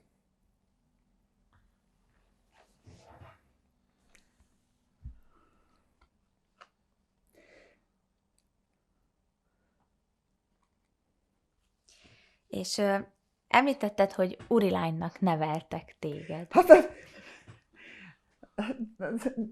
szóval semmilyen munkára nem tanítottak meg, semmilyen munkát nem vártak el tőlem, csak az, hogy tanuljak.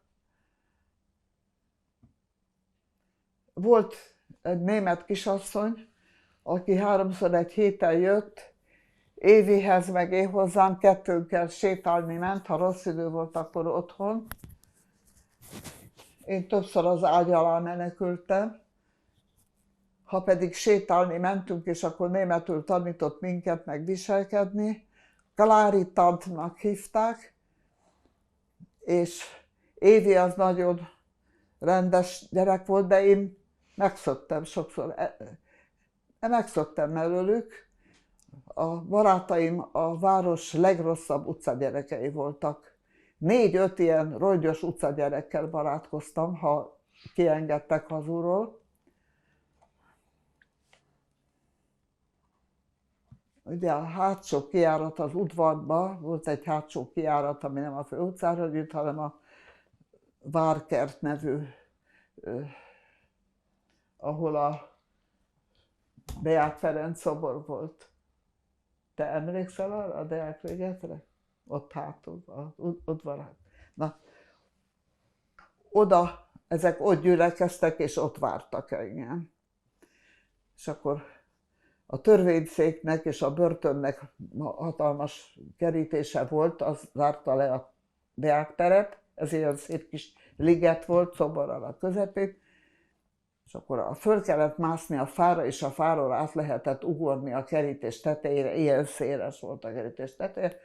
Én természetesen állandóan kék-zöld voltam, felnőtt koromban, idősebb koromban jöttem rá, hogy Farkas Béla bácsi, a háziorvosunk, miért nyomogatta mindig a kék foltokat.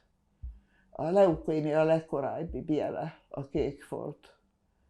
De én nekem az a leeséstől, a fáramászástól volt, és szóval ilyen megléptem a utcagyerekekhez.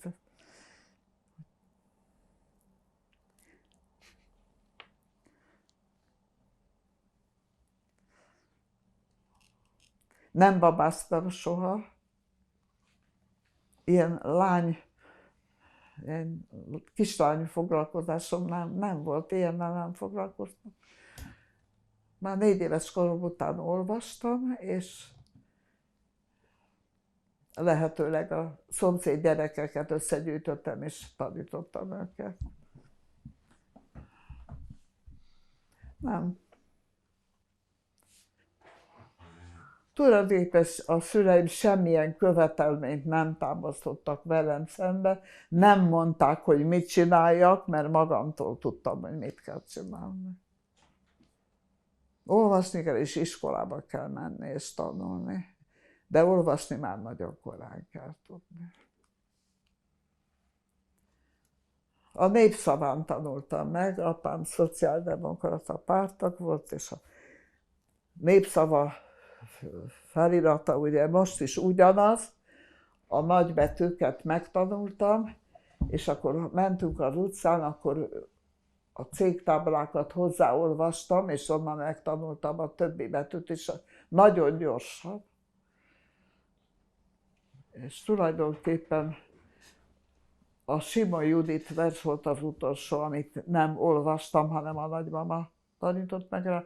Utána már verset én olvastam.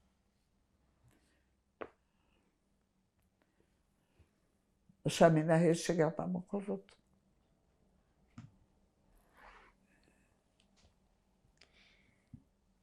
Említetted, hogy apád szociáldemokrata párttag Igen. volt. Mesélnél még erről? Hogy? Mesélnél még erről?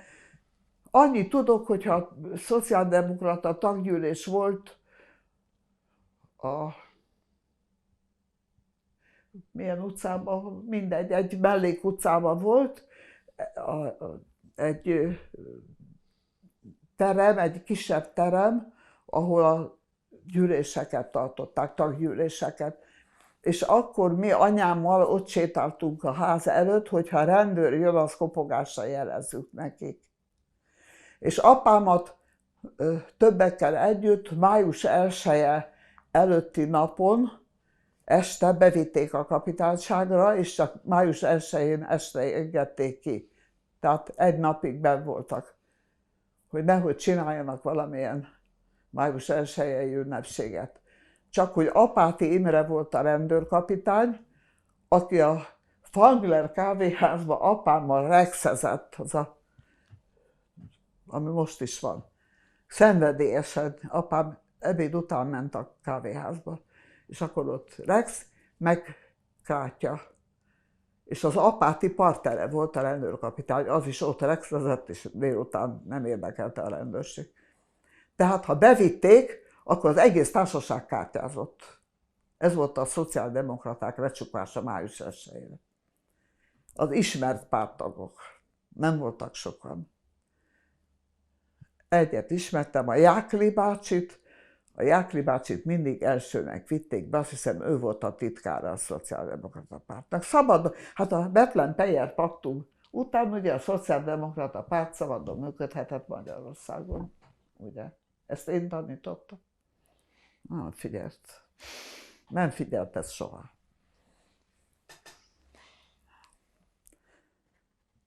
És ez hányban volt? Hát a 30-as évek, mióta eszembe tudom, már mikor 2 éves voltam, már tudtam a népszavát, hogy jár a népszava, és hogy apám elmegy taggyűlésre. Meg hogy jönnek oda ilyen emberek.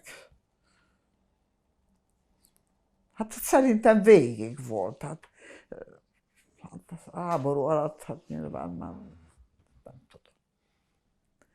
Nem érdekelt a továbbiakban.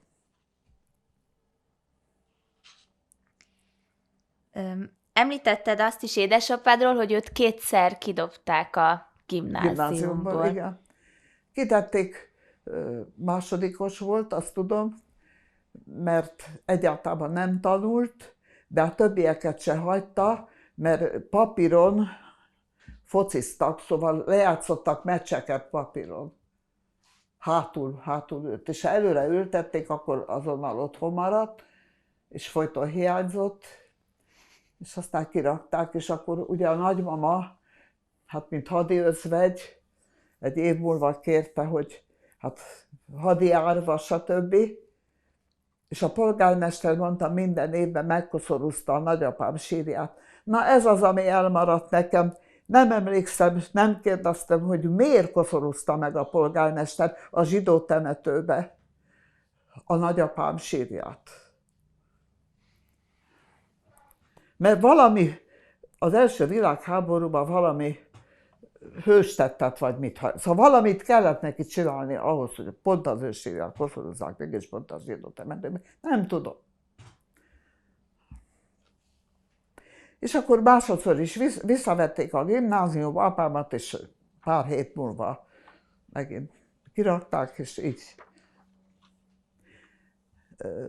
mondom, tudott minden, helyesen írni nem tudott. Soha nem tanult meg helyesen írni. De nagyon érdekes, mert a Garai-féle orvos és mérnök rokonság, azok se tudtak helyesen írni. Arra emlékszem, hogy én fedeztem föl, hogy elsírási hibáik vannak a levelekben. De apámnak, mikor a különbözeti vizsgára készültünk, és nem tudtunk valamit, barátnőmmel együtt tanultunk, akkor apám mindent tudott, történelmről mindent tudott. Utána az első agyvérzése, vagy után már, szóval aki visszajött 45-ben, az nem az az ember volt, aki elment. Még 46 nyarán valami ismeretanyag maradt benn, de később már alig. Nagyon gyorsan romlott. Hát a flektifúz tönkretette a szívét. Ha nincs az, hogy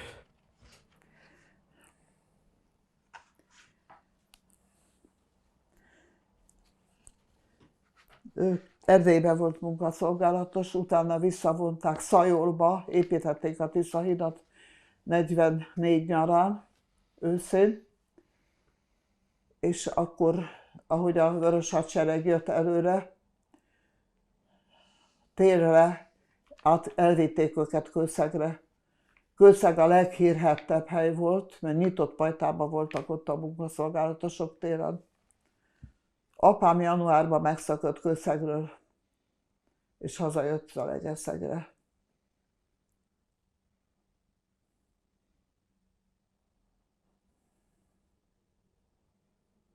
egy tábori csendőr volt beszállásolva, én nem voltam ott.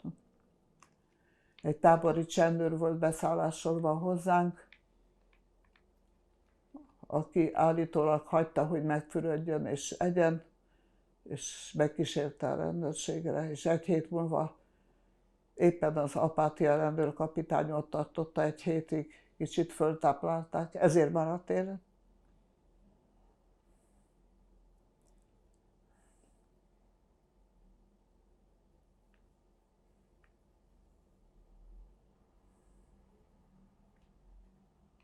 Erről nem akarok beszélni. Ennyit sem akartam. Csak hogy ezért maradt életben.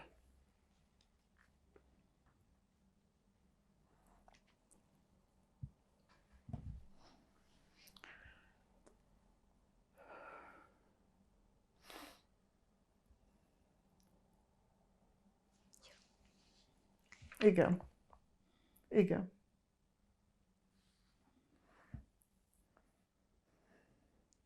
Van még valami? Említetted, hogy 7 évig egyke voltál. Igen. Mesélnél még erről? Hogy? Mesélnél még erről? Pont, sem. Apámmal voltam sokat, elvitt a meccsre, mindig ment a meccsre. Mikor visszajutottam is az ETL-nek, egy intézője volt azelőtt is. Hát azért nem tanultam is, mert a focival foglalkozott. Ő nem focizott, csak szerette nézni meg. Mentünk Szombathely, mindenhova meccsre, és vitt magával. Mindenhova vitt magával. Jött Pestre kezelésre, és utána fölültettek a vonatra, és fel kellett jönnöm, mert hiányoztam neki. Amíg a húgom nem született meg, addig én voltam a gyerek, és apámnak tényleg. De húgom születésétől kezdve nem volt egészséges, ő is tanár lett, aztán Zalaegerszegen tanított a gimnáziumban, aztán le kellett százalékolni. Egy lánya volt, nem tudunk róla semmit a lányáról, elment külföldre. A húgom meghalt, körülbelül 10 éve, azt se tudtuk, hogy mikor. A lánya nem értesített minket, nem tartotta a kapcsolatot. Öcsém pedig 43-ban született.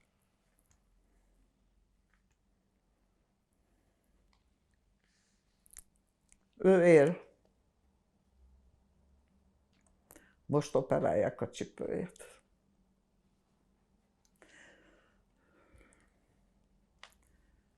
A távoli rokonságból, a szombathelyi Fellner rokonságból, illetve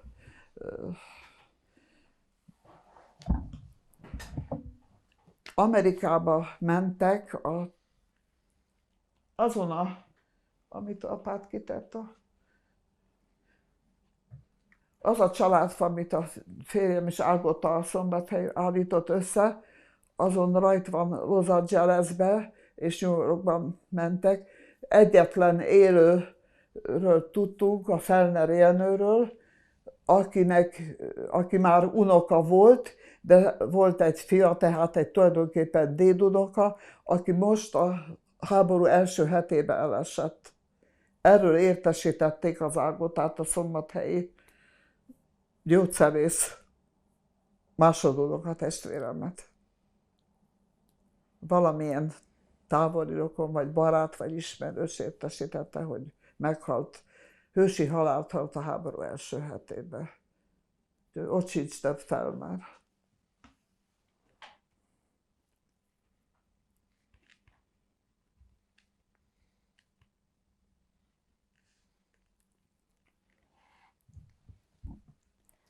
Említetted, hogy az öcséd 43-ban született. Igen. Mesélnél még erről? Nem.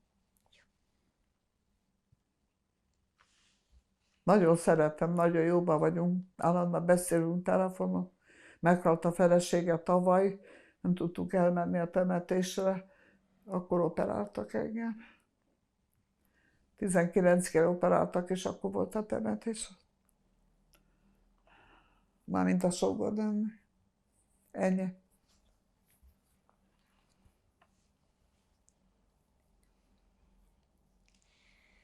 Említetted, hogy a zsidó ünnepek ismeretében nőttél fel. Igen. Mesélnél még erről? Már nem tudok. Azt tudom, hogy hosszú napkor vittünk virágot a zsinagógában nagymamának, aki emeleten ugye ült, ott a korlát mellett, közé a szögleten volt a helye, és amikor egy osztályomat elvittem oda a zsinagógába, akkor már ilyen kultúrház lett, és egy nagy cserép zöld volt ott azon a helyen, ahol veletek voltam? Nem. Akkor korábbi osztály. Volt ott, még nem alakították át, de már használták ilyen közösségi célokra, és én fölnéztem oda, és mondtam magamban, hogy essél már le onnan, ez egy nagy cserépzöld. És hamarosan a húgom, akkor még telefonált meg minden, hogy leesett egy nagy cserép a erkéről, és majdnem agyonütött valakit. Hát ezt ne írt fel. De ezt emlegette a család, aztán öcsém nem tudta, hogy mit kíván. Hát ünnepekkor a nagymamánál szokott lenni az ünnepi ebéd vagy vacsora, és az egész családnak a nagymama csinálta a maceszgombócot egy hatalmas fazékba, és azt kiosztotta a családnak. A Józsi bátyám, a Bözsi néni és mi közöttünk. Most olyan kiváló maceszgombócot a Hetés Tibor csinál. Nagyszerű maceszgombócot csinál, nagyon szeretjük, és most is van lefagyasztva a maceszgombóc. Ünnepekkor ugye volt gyertyagyújtás, minden. Hát ezekre nem emlékszem a tartalmára, hogy miért volt, meg mikor volt. Volt új év, akkor még a Petőfis igazgatóm, amíg élt, minden zsidó új évkor telefonált nekem, hogy boldog új évet a Gyurka, aki az egy nehéz eset volt. Tudom, nem akart elengedni téged Amerikába. Hát az imperializmus keze ráteszi a lábát. Szóval hát nem, emlékszem arra, hogy gyertyagyújtás, hogy szépen megterítve, hogy jó étel, meg az a rohadt flódni, de nálunk is bárhez sütöttek mindig ünnepekre, mert azért anyám bizonyos fokig az ételbe tartotta az ünnepet. Tehát bárhez volt, maceszgombócot a nagymama küldött, liba volt, minden héten valaki vágott egy libát. A Sachter piacnál lakott, oda kellett elvinni az állatot, a mi Mariskánk is elvitte, rituálisan vágták le, és akkor minden héten valaki egy libát vágott a családba. Tehát minden negyedik héten került ránk a sor, de a májából, ha nagy volt, akkor mindenki kapott. A spájzban mindig volt libamája kövön, letakarva egy üvegbúrával. Hideg spájz. Én annyira utattam már libamájat, hogy már a látványától is undorodtam. Most megenni. Hát ilyenekre emlékszem. Hát, annak ellenére, hogy ugye keresztényi konyha volt, azért disznóhús ritkábban volt. Szóval marhahús azért volt, és baromfi volt.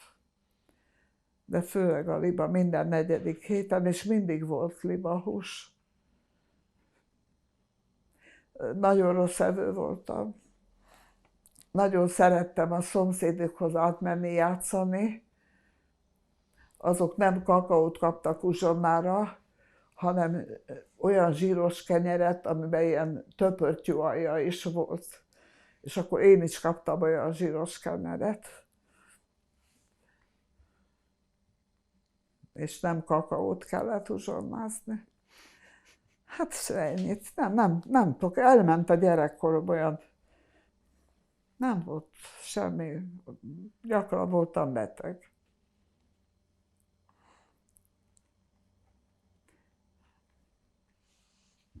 Kaptam olyan szirupokat üvegbe, köhögés vagy valami ellen, azt betettem a számba, becsuktam a számot, és ha a lány kiment, vagy anyám kiment, akkor gondosan az ágy mögött, rácsos ágyam volt, kiköptem. Mikor nagy takarítás volt, akkor csodálkoztak, hogy mik azok a barna foltok a padlón. Azóta se folyik, hogy gyógyszert nem veszek be. Nem tudok mit mondani. Nincs értelme.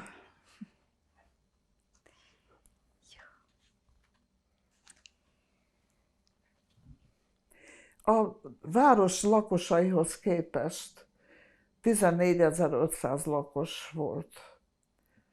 Akkor, mikor eljöttem, 50-ben. Ahhoz képest 1700 körül volt a zsidók száma, vagy az agglomerációval együtt, szóval nem volt antiszemitizmus. Nem volt. Csak a háború alatt lett.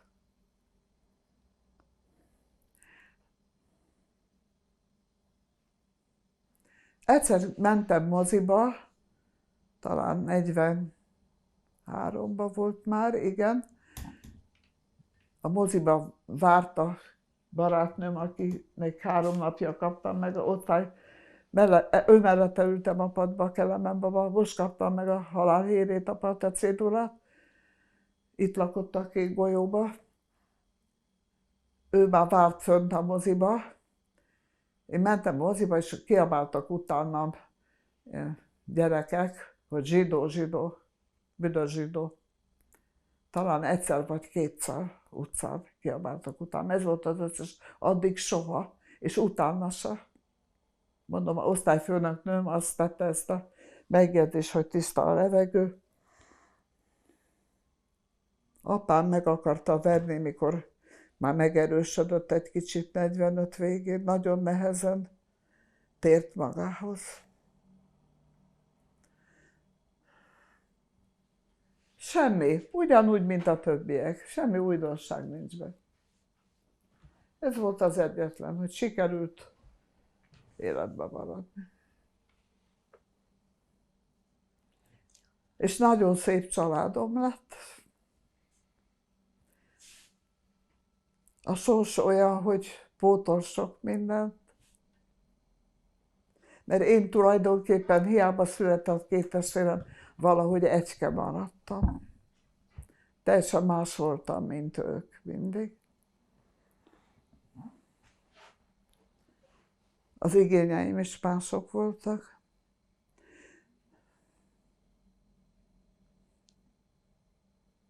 De hát van egy lányom,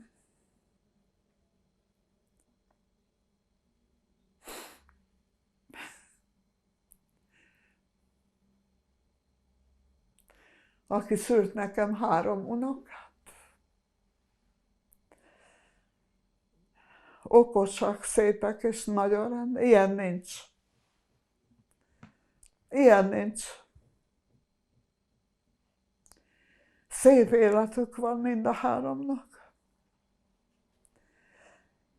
És 4 borzasztó dédunokát. 2 van itthon, akik saját maguktól titokban megtanultak angolul. Segítség nélkül egyedül megtanultak angolul titokban. Úgyhogy nyelvvizsgát készül tenni jövőre az Eszter, ki 13 éves lesz. Júniusban vagy júliusban? Júniusban? Júliusban? Júliusban lesz 13 éves, egy gyönyörű fiatal nő, már egy éve. Magas, gyönyörű alakkal, egy fiatal, szép fiatal nő, acceleráció.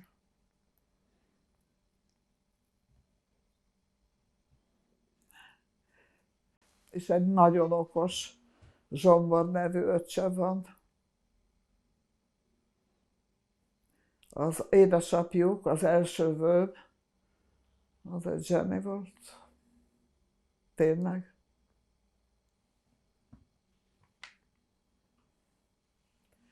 De hát elvártak.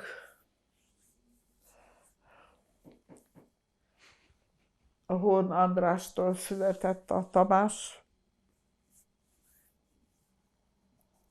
aki csupa szív, csupa jóság. Ritkaság tényleg. Kutyáját is imádja, kutyáját. És én úgy érzem, hogy a sors kárpótolt.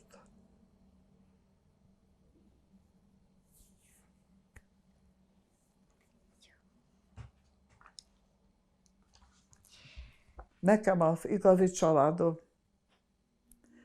az volt, akik elmentek. Ennyit. Tényleg, nincs tovább, hagyjuk. Jó. Ha valami nagyon fontos van. Hát még rengeteg nagyon érdekes dolog van, amiről beszélhetünk. Van-e valami olyan, amit mindenképp szeretnél még elmondani? Nincs. A háború utánról nagyon keveset meséltél, a szakmai életedről esetleg szeretnél-e? Gimnáziumba mentem. Rögtön a 6. napon megismerkedtem a Tiborral. Lefoglalta az életemet utána. A néhány tantárgy, rengeteg olvasás, meg a Tibor. Már 48-ban meghívtak Lentibe, ahol apusom körorvos volt, a jövendő apusom, mert rögtön megállapodtunk, hogy összeházasodunk.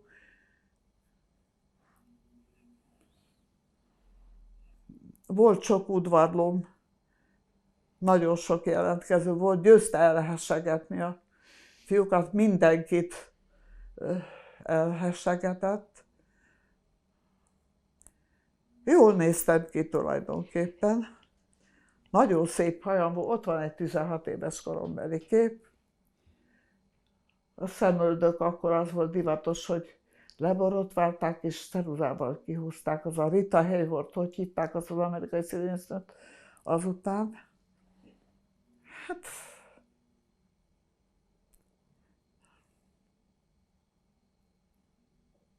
Semmi, elvégeztem a gimnáziumot, egész nyáron a Zarára jártam úszni. Nagyon szerettem és szeretek úszni, sajnos most már tavaly nem úsztam. A Lukácsba jártam szinte egy életen keresztül.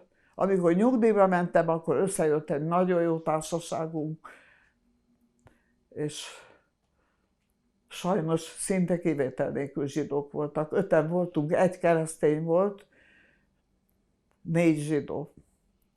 A Mező Zsuzsa, kint van az emléktáblája a Rajtgét körút 50-en, ahol a DM bolt van. Az édesapjának, ő volt az első szellemi olimpikon. Mező Ferenc. Annak a lánya, a Mező Zsuzsa már meghalt. 2 évvel volt idősebb, mint én. Ő volt a főúszó partnerem, és még 2 másik. Már nem is tudom a nevüket. Az egyik egy vegyészmérnök volt, aki ott lakott, ahol az Orbán villa van. Közte egy ház van a második házban.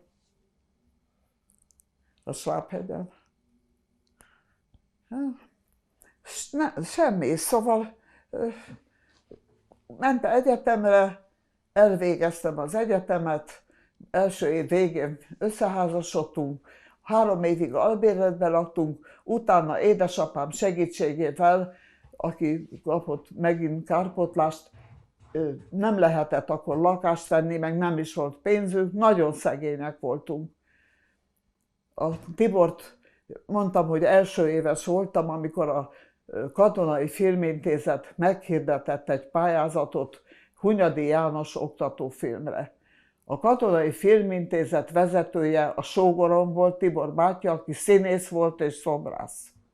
Ezek a plakettek, ami itt van meg Tibor szobájában, ja igen, hát itt csak ez a Krúdi plakett van, meg a anyósa van Posoma Kredencen. ezek a plakettjei Bajor Múzeumban vannak, tehát ő akkor a Katonai Filmintézetnek volt a vezetője, mint színész.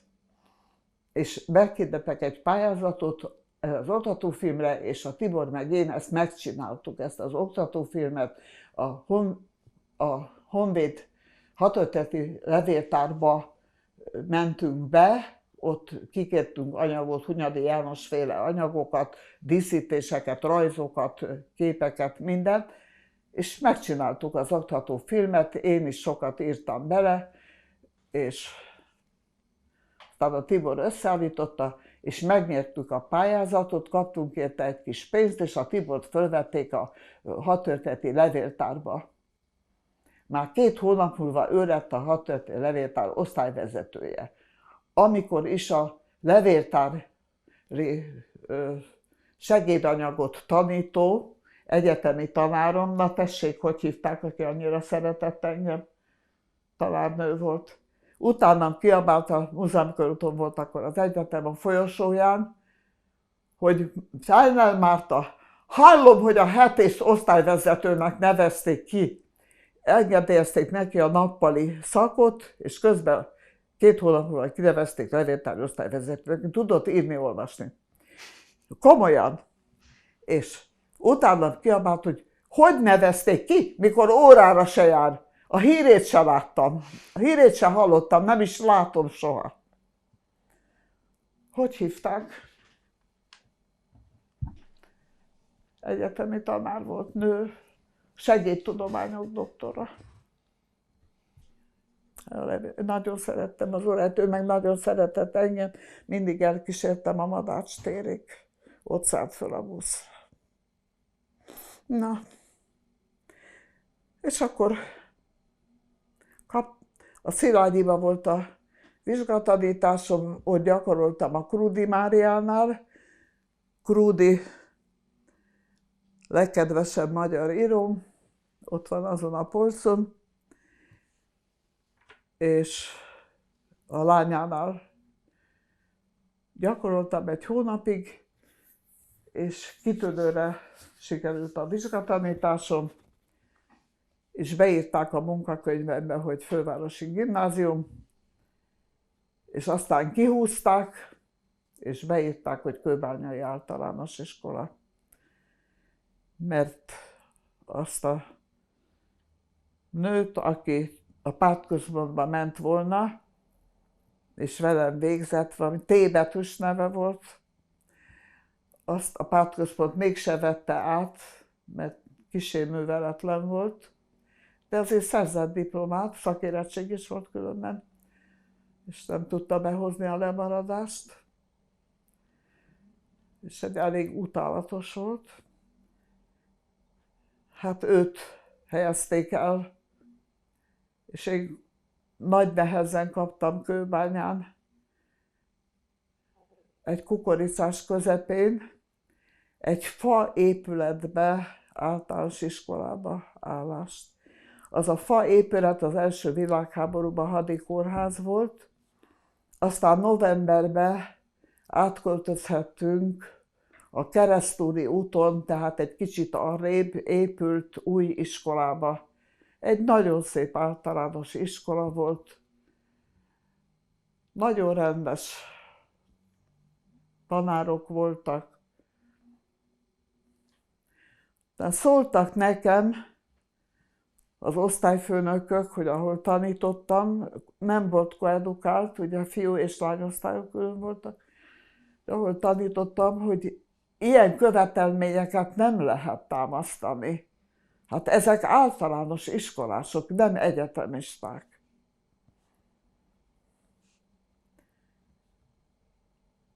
És hát akkor jöttem el, amikor vártam Andreát, ugye veszélyeztetett terhes voltam, közben volt 2-3, ami nem sikerült.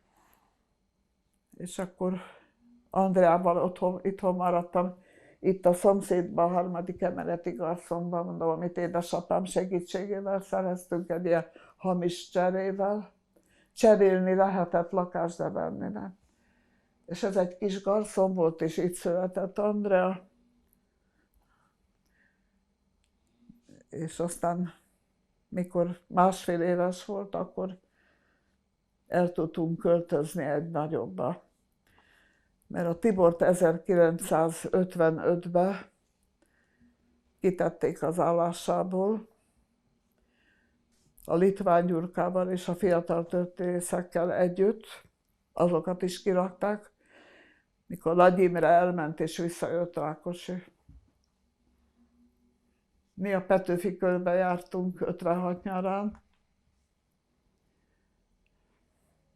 Ott állt fel a Litván Gyurka nyáron, és mondta ki azt, hogy Rákosinak mennie kell.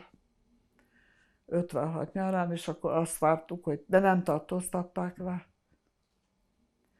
És a Tibornak is azon múlt a dolog, hogy elment a Bemtérre 23-án, és ott részt vett ezen a nagy gyűlésen, ahova az egyetemisták és mindenki ment. De én feküdtem, ugye állandóan feküdtem. 7 hónapig feküdtem. És hazatelefonált este, hogy mennének a rádióhoz. Mondtam, hogy ne menjen sehova, mert nekem vacsora kell, és én nem tudok fölkelni, vacsorát csinálni, meg enni, meg minden. És különben is egyedül vagyok, jöjjön haza, mert félek. És hát nagyon szomorúan jött haza, és ez volt a szerencséje, mert akik a rádióban voltak, azok tovább mentek, azokat mind lekapták 57, mind börtönbe került. A fiatal történészek 63-ban jöttek ki, 64-ben mindenki belépett a pártba. Azok. A Tibor már régebben, ő még 45-ben. Lentibe, mint fiatal gyerek. Én is 63-ban, vagy 64-ben. És őszintén nem azért, hogy a pártot tönkre tegyük, hanem azért, hogy jobb le, hogy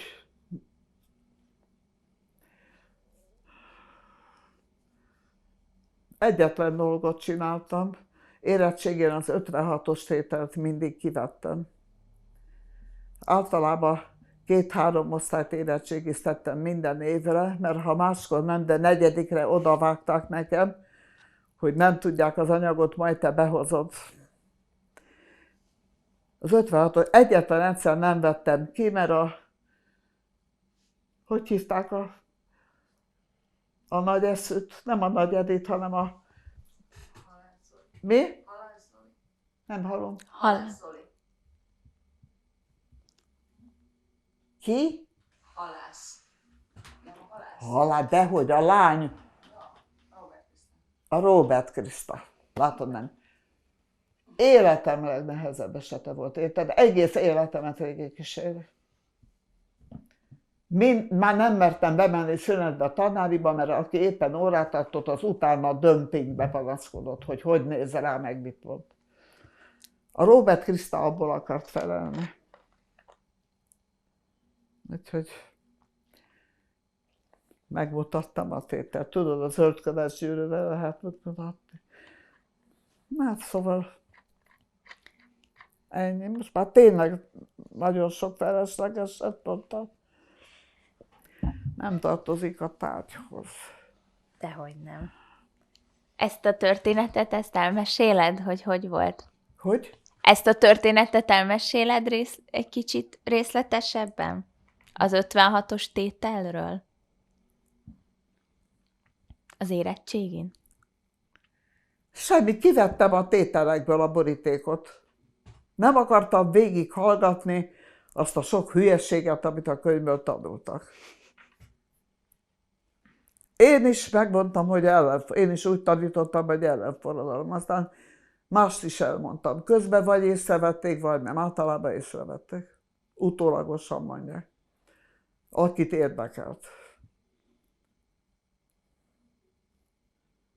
És mélyen sajnálom, hogy a lángot Orbán elvitette a parlament elől, az 56-os lángot.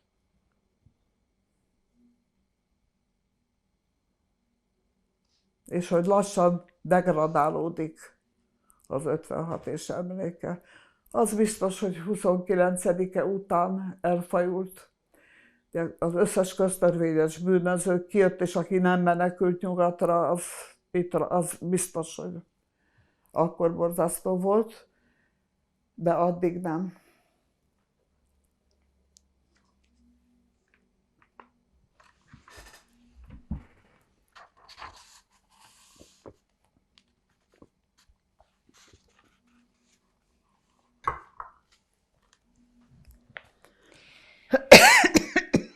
Jó.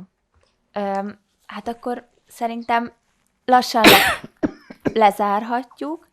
Taníthattam, boldog voltam. Szerettem nagyon a szakmámat. Volt az életemben egy-két osztály, akik nem szerettem ott tanítani. Többféle dolog jött össze. Természetesen nem szeretett mindenki.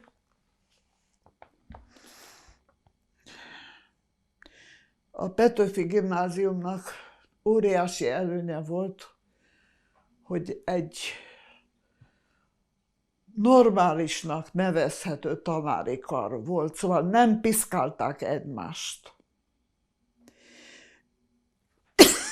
Én budapesti munkaközösség vezető voltam jó darabig, és a kollégák, a történelemszakos kollégák panaszkodtak, hogy így fúrják, úgy fír, azt nem lehet, ezt nem lehet. Természetesen volt olyan kollégám, aki reggel 8-kor megnézte az óráját, és azt mondta, hogy mikor lesz már dél. De egymást nem, szóval nagyon kevés eset volt. Volt egy rettenet a tanári karba, akit közösen, nagy nehezen kifúrtunk. Dr. Kálmán Mária. Hát, nem titok.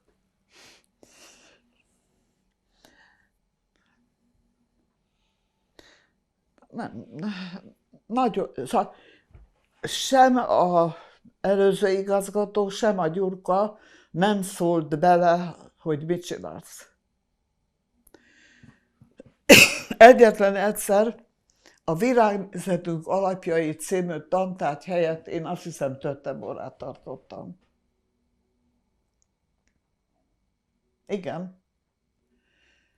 És ezért Világnézetünk alapjaiból mindenki 5-ös volt. Más osztályban is, ahol Töttemet tanítottam, ott mindenki 5-ös volt. És a Gyurka évvégén ellenőrizi a jegyeket az igazgatónk, és behívott engem, hogy létezik, hogy mindenki 5-ös világnézetben. Mondom, ezt nem tanítottam, Tötteborát tartottam. Hogy merted megcsinálni? Mondom, szíves jóváhagyásoddal nagyon jól tudtad, hogy én mit csinálom. De ha a szülő meglátja, hogy minden, hogy 5-ös, mondom, hogy mikor az első szülő bejön reklamálni, hogy 5-ös a gyereke, akkor szóljál. Ez volt az egyetlen. Volt összeütközésünk sok a Gyurkával. Ha valami probléma volt, akkor engem beküldtek a kollégák, hogy mondd meg neki. Én meg megmondtam neki. Veszekedtünk, akkor este fölhívott telefonon, és vagy folytattuk a veszekedést, vagy kiegyeztünk. De másnap reggelre kiegyeztünk. Nagyon jó volt. Tényleg nagyon jó volt. Ha minden tekintetben, a gyerekanyag is. Aztán majdnem egyszerre ment. A legjobb kollégám, aki barátnőmmé vált évtizedekig, olyan volt, mintha a testvérem lenne, Hámori Irén, ősszel halt meg.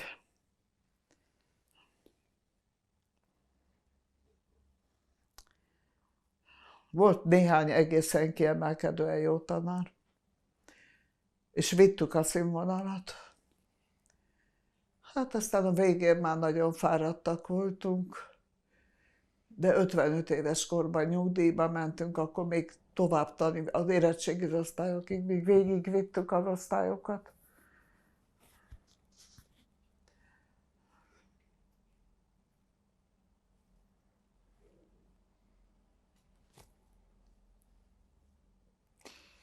Jó, hát köszönjük szépen. Még egy utolsó kérdés, hogy van-e valami, amit szeretnél üzenni a következő generációknak, akár az unokáidnak, de így általánosan a mai fiataloknak? Én a tanároknak üzennék,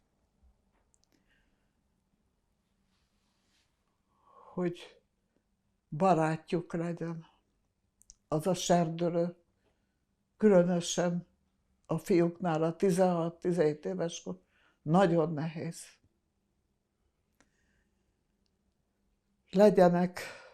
Legyen tekintélyük,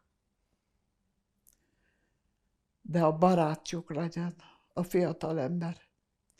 Ne csak az órát tartsák meg, hanem foglalkozzanak velük. Ne óraadó tanárok legyenek, azt üzenem, mert ez borzasztó. Ez borzasztó.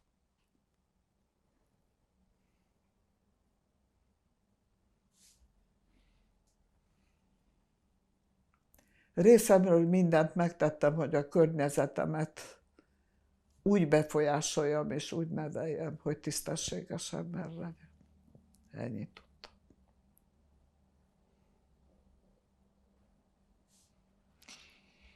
Köszönjük szépen. Én is köszönöm. Jó, akkor erről a képről mondd el, hogy kiket látunk, Igen, és mikor. igen, hát sajnos az eredeti anyám széttépte, középen ezt a Tibor másolta az eredetiről. Ez akkor kezd mondjam. Tehát családi kép, édesanyám, édesapám és én úgy körülbelül 2 éves, 2,5 éves lehettem. 7 éves koromig egyedüli gyerek voltam. Jó. Jó, ezeken kiket? Akkor mondjam? Látunk. Ő Simonyi Albert, a kereskedelmi bank igazgatója volt. Én nagymamámnak a bátyja, tehát eredetileg Neyman Albert, de magyarosított Simonyira, mert a Fellner család Nagysimonyiból származik. Ő Neyman Ödön, ő is a nagymamám bátyja, 2 férfi testvére volt, Albert és Ödön, mind a kettő, ő bankigazgató volt, ő külkereskedő volt, Fiumébe volt vámszabad területe, lerakata. Ők ketten, Albert bácsi és Ödön bácsi, és unokatestvérük Garai Lajos. Mikor készült? Garai Gyula, igen, aki aztán ügyvéd volt. Mikor készültek a képek? Hát, Körülbelül a 20-as évek közepén. Jó, köszönöm. Jó. Mondhatom? Igen. Ő Holzer Júlia, a Simonyi Albert felesége, tehát a nagyanyámnak sógornője volt. Igen. Az ő felesége volt, és az ő fiúk, a Simonyi György, aki a zsidó kórházban dolgozott, miután Olaszországba végzett, mint orvos, és a Domkanyarba tűnt el munkaszolgálatosként. Ez a kép 1942-ben készült. Édesapám, édesanyám és dr. Simonyi György akkor már a zsidó kórházban dolgozott, vagyis még, mert hamarosan elvitték munkaszolgálatra. Édesanyám és édesapám följött Pestre látogatóba, és akkor készítették ezt a képet.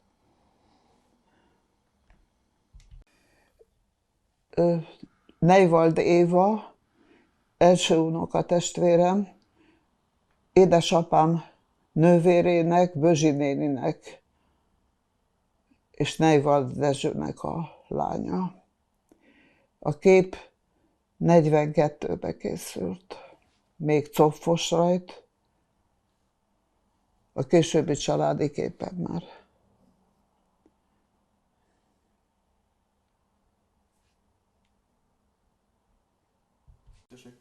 Ő Auschwitzba halt meg, 44. augusztusában skarlátjárvány volt, és ő megkapta a skarlátot. Egy zalaegerszegi ismerősöm, aki visszajött, az Szóval, hogy Évi hogyan halt meg, azt elmondod még egyszer. csak annyit. Az egészet is elmondhatod nyugodtan. Tehát Évi, akivel szinte Neiwald Évi, akivel szinte együtt nőttem fel, első unokatestvérem, ez a kép 42-ben készült. Ő Auschwitzba halt meg, skarlátjárvány volt augusztusban, és ő megkapta a skarlátot.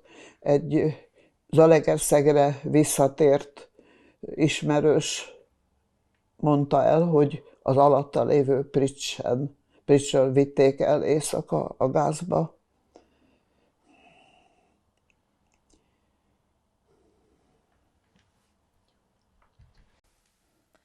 Oké. Kiket látunk itt? Ez 1943-ban készült a kertvárosi házunk udvarán. Akkor a Simonyi Julicska néni látogatóba volt otthon, ő, mellette a Neiwald Éva, Klári néni, aki dániai származású Józsi nagybátyám felesége, Bözsi néni, Neiwald Dezső felesége és Évinek az édesanyja. Én vagyok, tulajdonképpen 11 évesen, a húgom 3-4 éves lehetett, és édesanyám. A képet édesapám csinálta. Nagyanyám és a Józsi bácsi és Klári néni fia, szintén első unokatestvérem, Tibi. Fellner Tibor. És ez a nagymama, őt hogy hívják? A nagymamám Fellner Zsigmondné, Neima Júlia. Özvegy Fellner Zsigmondné, ez mindig nagyon fontos volt számára oda. Széles látókörű volt, és velem sokat foglalkozott, sok mindent köszönhetek neki. Ő fizette nekem az alapítványi díjat, az Econormal Superior. És velük mi történt? Mindannyian Auschwitzban maradtak. Édesanyám, én és a húgom maradtunk meg, mindenki Auschwitzban. A dániai rokonok, Klári néni rokonai hívtak minket Dániába, hogy a németek már ott voltak, de a zsidók teljes biztonságban voltak, és azt írták, hogy biztonságban tudnak minket helyezni, az egész család menjen ki Dániába. De nagymamám azt mondta, hogy a uram sírját nem hagyom itt, és hát végeredményben ott voltak már a nácik, nem tartotta a család biztonságosnak, hát de én csak ott hallottam, hogy miről van szó, mindig hallgatóztam. Ha családi asztalnál megvitattak valamit, akkor én azt azonnal megjegyeztem. De amúgy hallgatóztam sokat, mert kíváncsi voltam. És minden érdekelt már akkor is. Ezt kíváncsiságnak hívják, de ez tudásvágy is lehet, úgy sokkal szebben hangzik. Jó, köszönöm. Igen? Ő, Józsi bácsi felesége, még fiatal lánykorában, Klári néni, a kép Dániába készült. Mellette az öccse van. Őket hogy hívják? Teljes nevükön? Nem tudjuk. Ja, jó. Nem tudjuk, ha tudnánk, de Dániába Zsófiék unokám 3 évig éltek, és ott él a Boriska unokám. Dániába él, férjével és 2 kisfiával, és próbáltak nyomozni utána. Úgy tudom, hogy Kopenhágában volt a szüleinek fehér nemű készítő üzeme, de nem találták meg. Zsidók voltak. Hogy aztán őket sikerült-e átmenekíteni azon a bizonyos hídon, vagy ott maradtak, nem tudunk semmit. Jó. Ő sem. Igen, itt mit látunk? 4 éves vagyok. A zsidó nővédlet tea délutánján táncoltam, és ott szavaltam el Kis József versét, a Simon Juditot. Hibátlanul szavaltam el a hosszú verset, és ez lett a sorsom, mert tulajdonképpen a lányom születéséig szavaltam. Zalaegerszegen sokat szavaltam, középiskolás koromban, városi ünnepségen, ilyen-olyan megemlékezésen. Talán segített abba, hogy tanuljak meg tisztán beszélni, jól hangsúlyozni, ez a tanításban nagyon fontos. És a második? A második év 16. születésnapomon készült Zalaegerszegen, a jövendő férjem Tibor számára készült.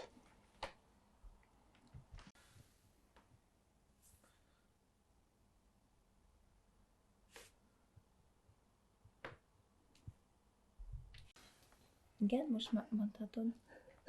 A 2 kép a zalaegerszegi házunkat ábrázolja. A templomtól a 3. ház, az egyemeletes ház. Itt jobban látható. Az emeleten volt a lakás, és a földszinten volt az üzlet. Akkor nem így nézett ki, nem volt így körbefestve, és 2 üzlet volt, a mi üzletünk volt a nagyobb, és mellette még egy kisebb porcelán üzlet volt. És a ti üzletetek milyen üzlet volt? Hogy? Milyen üzlet volt a tiétek? Méteráru, textil méteráru üzlet volt. Nagyon szép forgalommal, ugye a főtéren volt, és heti vásár volt kedden és pénteken, akkor a falusiak jöttek be inkább vásárolni. Hétközben apám délelőtt ott volt, ebéd után át szokott menni a kávéházba. Rex és kártya volt a napirenden. Szeretett.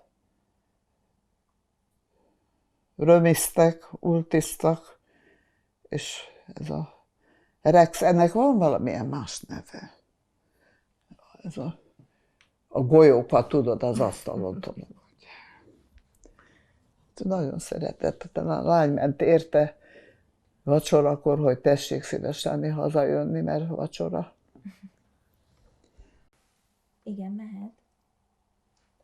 Szóval itt mit olvashatunk?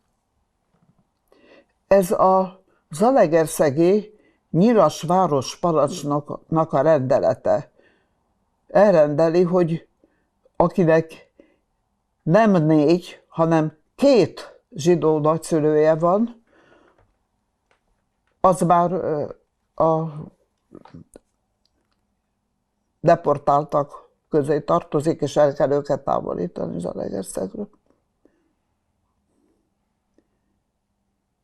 Ezt a rendeletet sokkal később ismertük meg. Nem tudtuk, hogy miért kellett nekem menekülni, miért kellett elrejtőznöm, és miért 7 vagy 8 embert vittek el Zalaegerszegről, akikről nem tudunk semmit. Akik a rendelet szerint. Akik a rendelet szerint, igen. Ez a Kálmán nevű parancsnok azelőtt szerintem utcaseprő volt. Ez hozzátartozik tulajdonképpen a színvonalhoz. A zsinagóga is látszik. Igen. Akkor elmondod, hogy mit láttunk ott? Igen, tehát a felső képen a zsinagóga avatása van. Nem tudom, hányba ment van a könyvben. Valószínűleg a 20-as évek elején. Nagyon szép volt a zalaegerszegi zsinagóga. Abból most ilyen kulturális centrumot csináltak. Az alsó képen a nagybátyám, édesapám bátyja Józsi bácsi, Fellner József, 1903-ban született, és a sérült keze miatt nem vitték munkaszolgálatra. Ezért a gettóba gyakran teljesített szolgálatot, a Sorompónál őrizte a gettót. Mellette a fia, Fellner Tibor, első unokatestvére. Jó. Igen. A két kép az zalaegerszegi zsidó temetőbe készült 5 évvel ezelőtt. Hévízen voltunk, és onnan átmentünk Zalaegerszegre az öcsémet meglátogatni, és 68 év után elmertem menni a zsidó temetőbe. Én Zalaegerszegre csak temetésre mentem. Anyám és apám temetésére.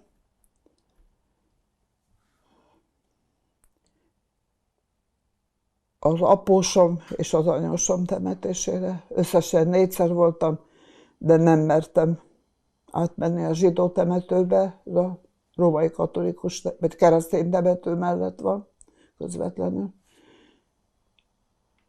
Most átmentünk, 68 év után azonnal a nagyapám sírjához mentem, hiszen gyerekkoromban minden péntek délután mentünk ki hozzá. És nagyapám Fellner Zsigmond sírja, aki hősi halott volt. Még élve súlyos betegen hozták haza a sebesüléssel, és itthon halt meg. A várospolgármestere minden évben megkoszorúzta a sírját, ami szokatlan volt. Nem tudom, hogy miért. Nem figyeltem akkor meg. Kislány voltam, nagyon nem is érdekelt, hogy miért koszorúzza. Ott kellett lenni, szépen felöltözve, és nem volt szabad beszélgetni, ami nekem nagyon nehéz volt. Úgyhogy nem tudom, hogy miért koszorúzta a polgármester. Valószínűleg valamilyen hős tette. A másik, a dédszüleim, Neyman Lajos, tehát a nagyanyai dédszüleim, Neyman Lajos és Regendorfer Regina, a felesége sírja, akik akkoriban elég magas kornak számított, a 84-86 év. Több sír nincs az zalaegerszegi temetőbe, a többiek Auschwitzban vannak.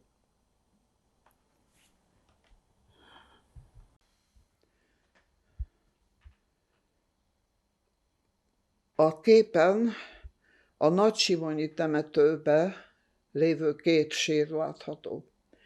Az egyik a dédapámat, Fellner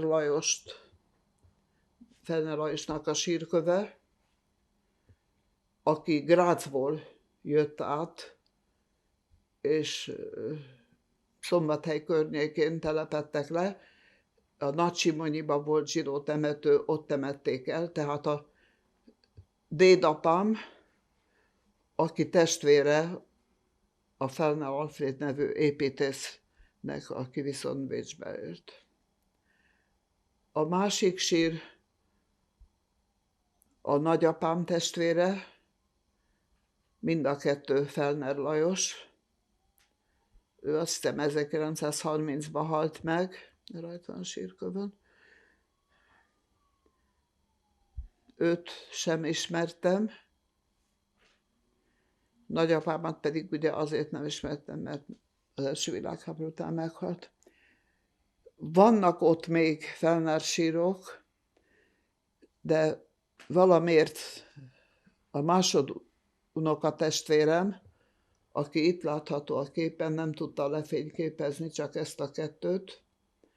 Nem találta meg, mert ezt ők karba tartják, de a többi sír már olyan állapotban van, hogy nem azonosítható. Tehát a felső képen A Fellner Lajos nagyapámmal testvér Fellner Lajosnak a fia Fellner László, aki Szombathelyen volt szódagyára, egyéb üzlete, és a felesége Auschwitzba maradt, és megnősült, amikor visszajött a munkaszolgálatról, és született az új házasságból egy lánya, Ágota, Fellner Ágota, aki gyógyszerész lett, és Szombathelyen a főtéri gyógyszertárat vezette, már nyugdíjas. Ő nagyon hithű, nagyon jól tartja a zsidó vallást, tehát másodunokatestvérem, az édesapja, a Laci bácsi, és az én édesapám első unokatestvérek voltak, tehát a nagyapától származva. Vele gyakran beszélek telefonon. Ő családfa kutatást végzett, ő találta meg az Egyesült Államokban menekült néhány Fellner nevet, akikről egy családot tudott azonosítani, meg is látogatta őket, őt is meglátogattak, de állítólag az utolsó Fellner, aki biztos, hogy rokon, fiatal ember, a mostani háború első hetében hősi halált halt. Ennyit tudok erről a Fellner ágról. Ezt a két képet meg elmondod, nem kell oda menni se, csak az, amelyiken pici az Andrea. Hát, Vagy ez mikor készült, meg ki van rajta? 1 éves lehet? Nem több. Hát inkább ilyen, Akkor kb. 50, mit? ilyen 3-4 éves? Nincs annyi. Nincs annyi? 1 és 2 között. Igen. Szerintem ez a kép 59-ben készült. 2 éves az Andrea. És akkor te vagy még rajta? Anyósom, tehát 59-ben készült. Anyósom, tehát Tibor édesanyja, és én, és Andrea 2 éves. Tehát ez a kép a 90. születésnapomon készült, ugye 2 éve, meglepetésparti volt. És ki van a képen még? A képen férjem Hetés Tibor, aki akkor már 92 volt.